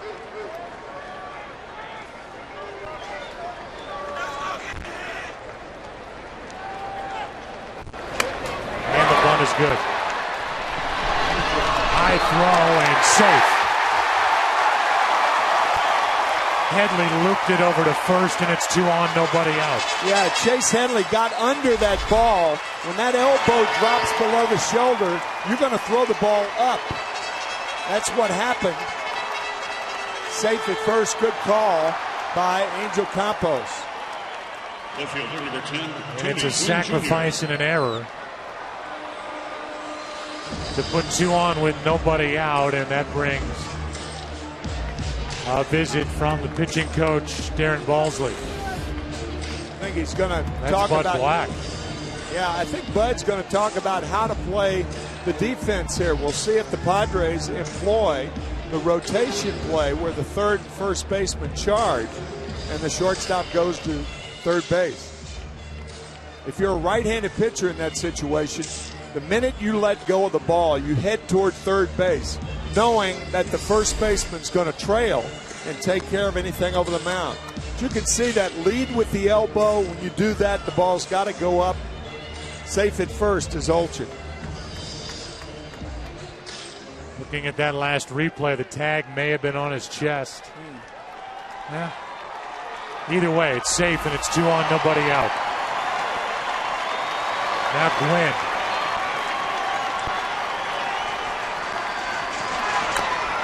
And with the infielders charging, looking for a bunt, Gwynn swings, fouls it.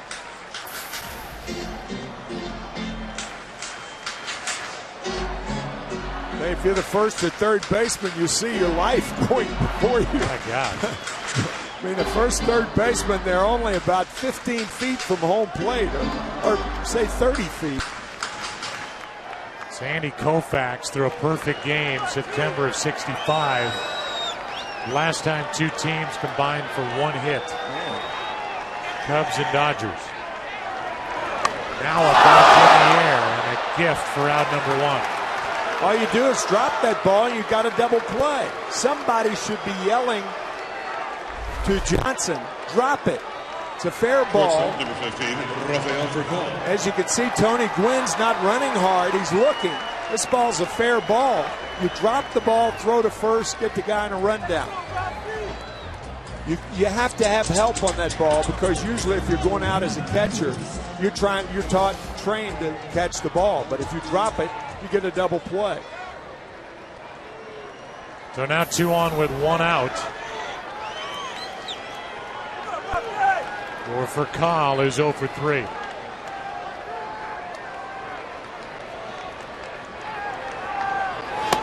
Strike 1 from Adams.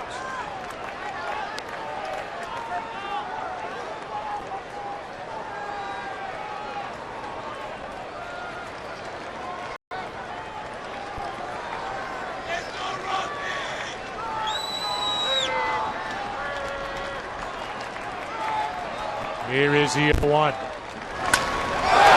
Into left field, should be out number 2. It is. As Denorfia puts it away, 2 on, 2 out. Right fielder number 16, Andre Ethier. And the batter will be Ethier. A National League All-Star 0 for 2 with a walk.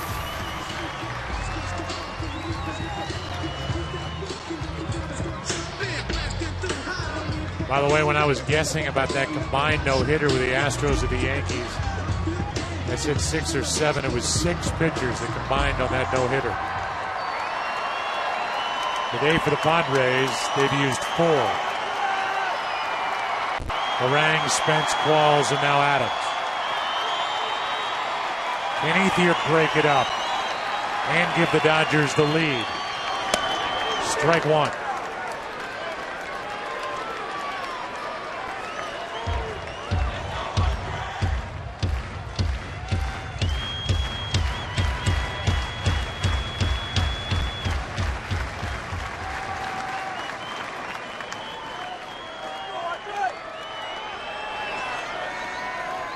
An error in the inning.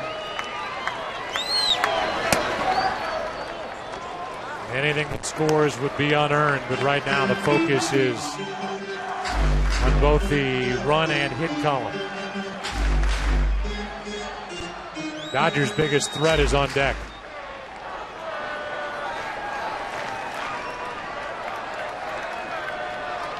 Mike Adams trying to continue the no-hitter. Ball's behind Ethier, 2-1.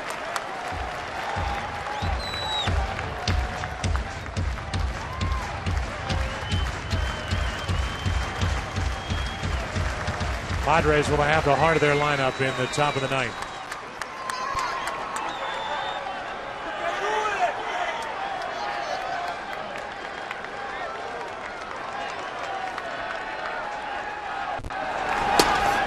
Three and one.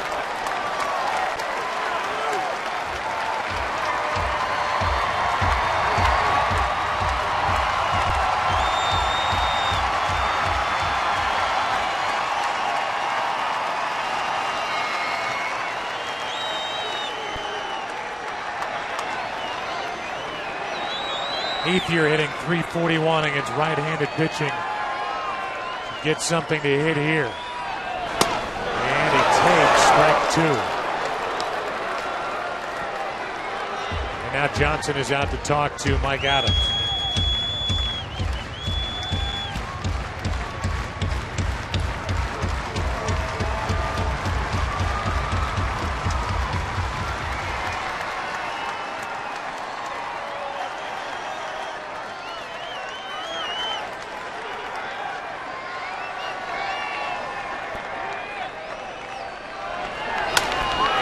Ball should end the inning.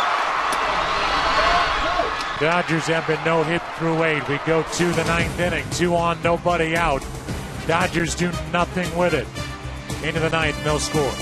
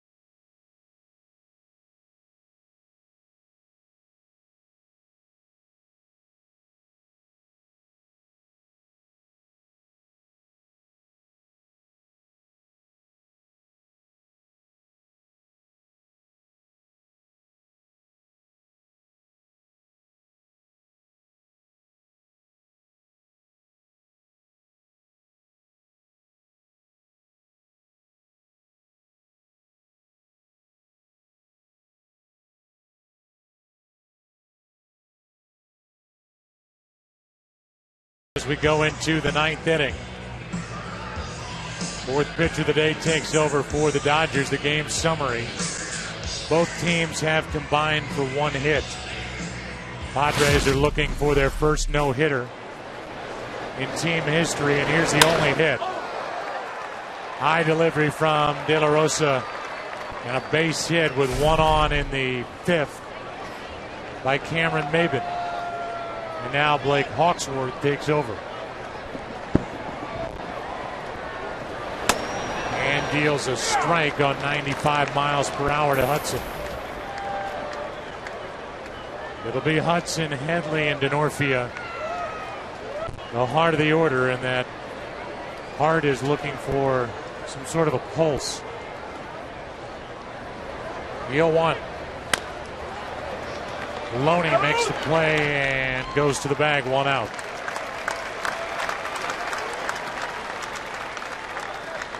Batter will be Headley, and the number 7. Just for Men Keep Your Edge spotlight is on Derek Jeter on this day. Hit number 3,000 is a home run. He had a 5-hit day, including the game winner in the 8th. And just as Derek Jeter gives the Yankees the edge, you too can keep your edge with Just for Men mustache and beard. Headley takes ball 1. Chase has walked twice.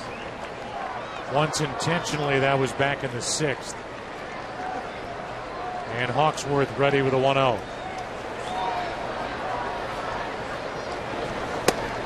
A ball and a strike.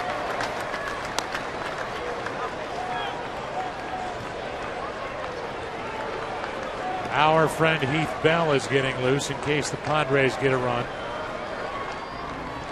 But Luke Gregerson is as well, in case they don't. Here's a 1-1. Strike 2. Even with a good average. Headley, the third baseman, has hit only 2 home runs. Denorfia has hit 5. He's on deck. The feeling somebody's going to have to run into one here to get a run. Yeah, or a mistake by the defense. As opposed to some sustained rally. Right. 2-2.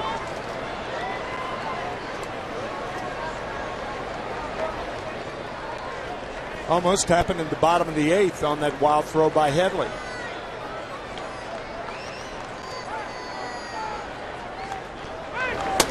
There's strike 3, 2 out.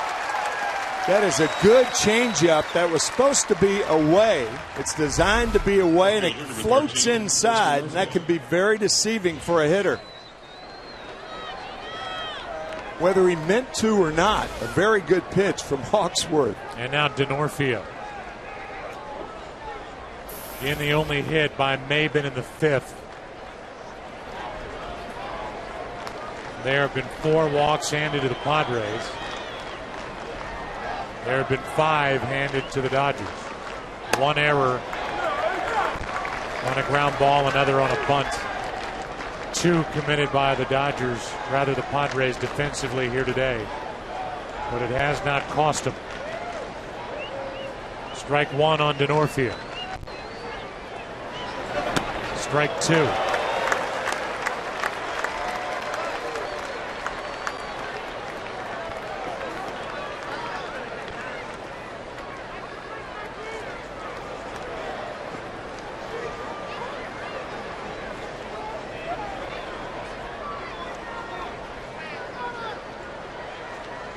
The 0-2. Just got a piece. I think what you said a couple of innings ago is worth repeating. The Padres have never thrown a no-hitter.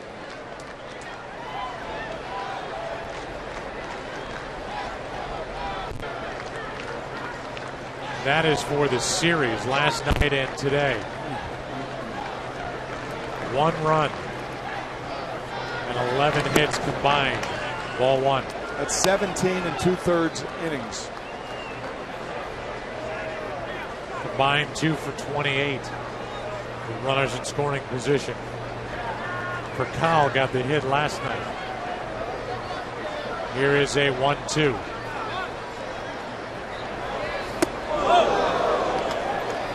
Two and two from Hawksworth. It'll be Kemp, Loney, and Uribe for the Dodgers in this ninth.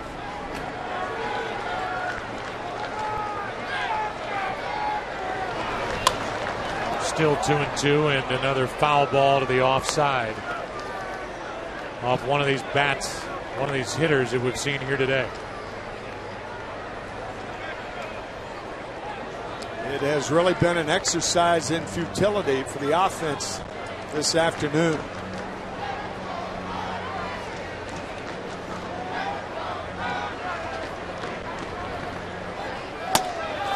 Just off the corner, a full count.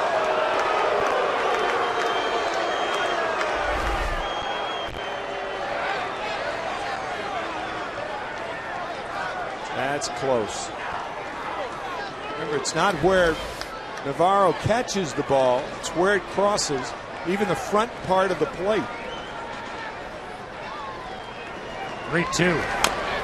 And a little chopper back to Hawksworth. The Dodgers will come to the plate. Big bats coming up. They're looking for their first hit and a run would end the day. Bottom of the ninth inning, Dodgers Stadium, no score.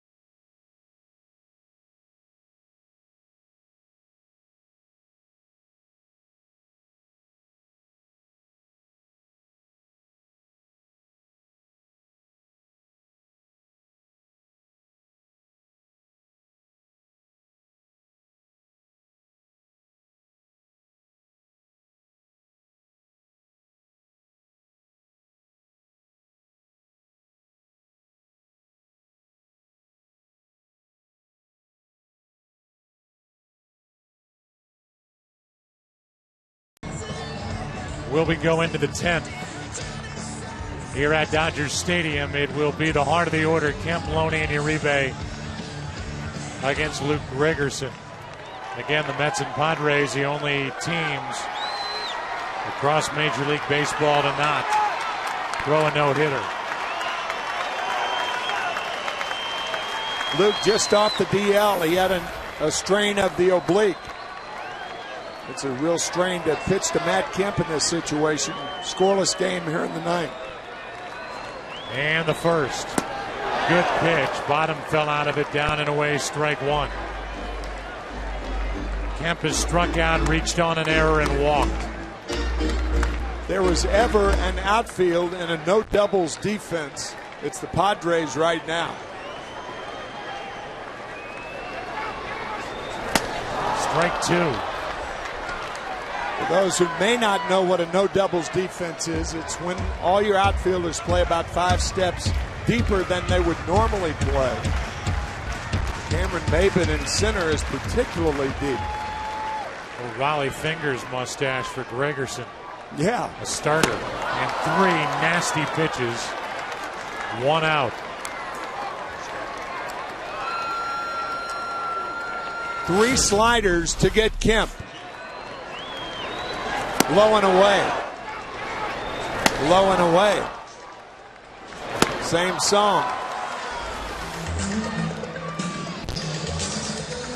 And now with 1 out, it'll bring in Loney. The Padres get a no-hitter here today. It's going to take extra innings.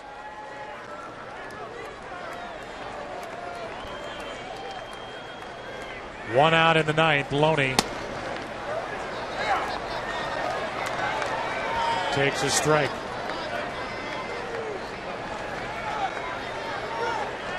Loney now, Uribe on deck.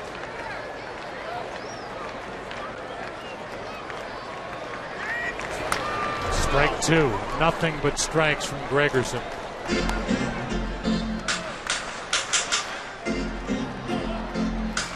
Luke is probably the best example of what Bud Black and the Padres think of their bullpen. 152 appearances over the last 2 years. 80 last year.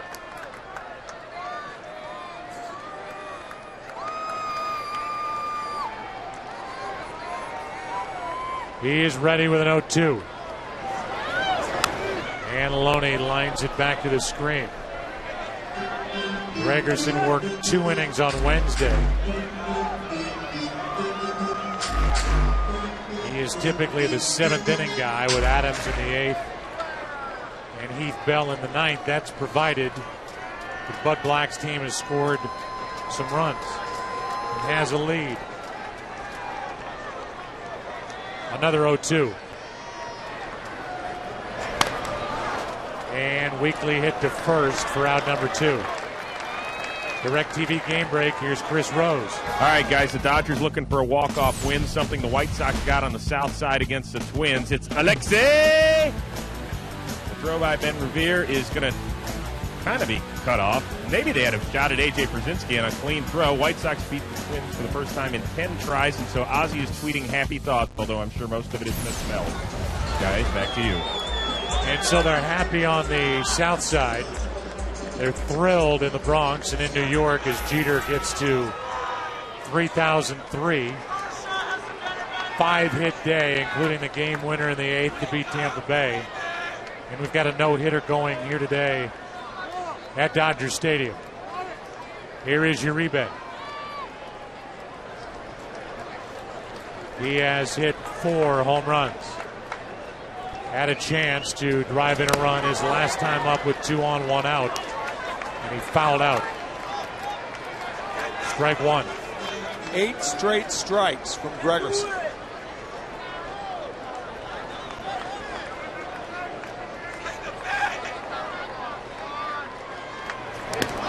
And now a ball skips in.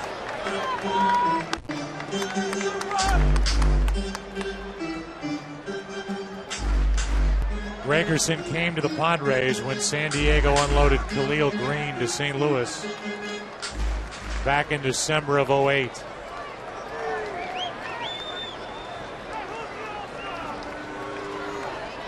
And San Diego got a good one in.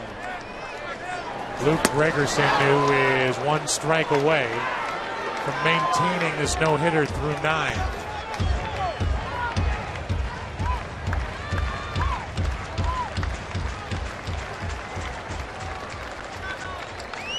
No reason to come inside to Uribe on this pitch. Lines it into left. And the no-hitter is over. It is a 2-out double for Juan Uribe. And the winning run is in scoring position here in the 9th. Even good pitchers hang pitches, and this is a hanger inside to Juan Uribe.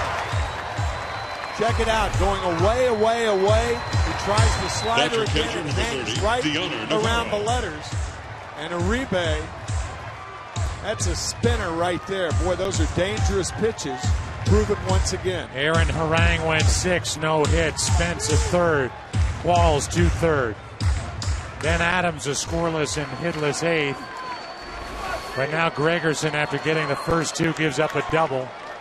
First Dodger hit. There'll be no no-hitter today. And Deanna Navarro could end it.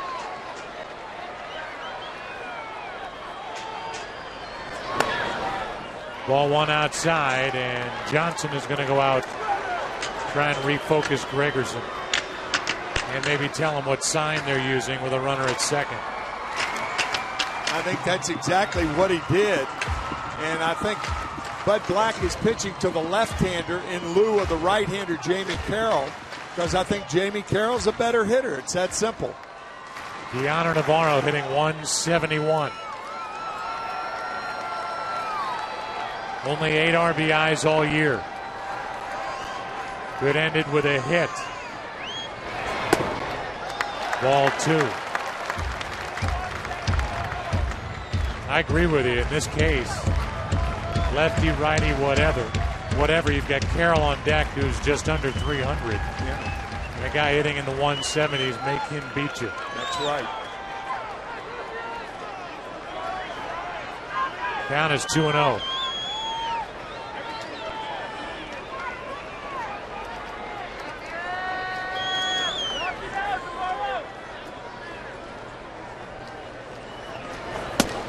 And now 3-0.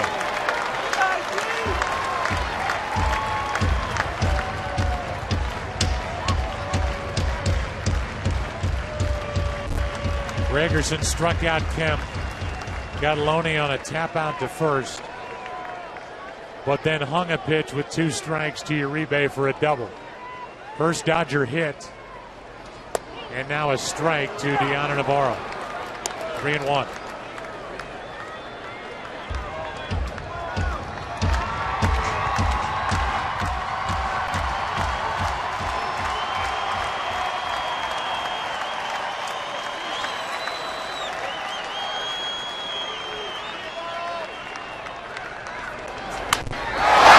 Center, and this game is over.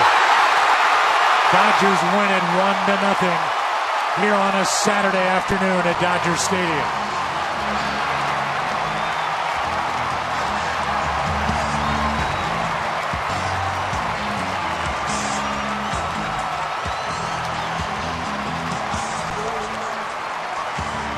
The second straight 1-0 win for the Dodgers over the Padres.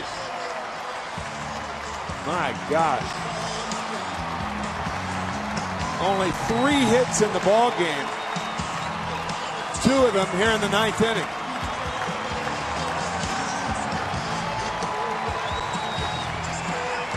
Break up the Dodgers.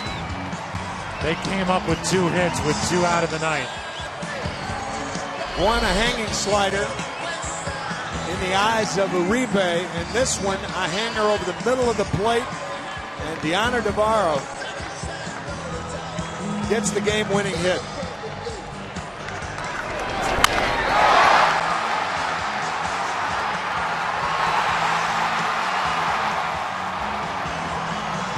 And if the charge was to make Deanna Navarro beat you, Deanna Navarro just beat the Padres. It was, and he did.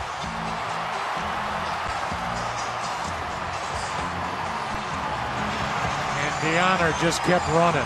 We talked about the Bulls in Pamplona earlier. This looks like it. American version. He's trying to stay away from Kemp, who was there with a bear hug.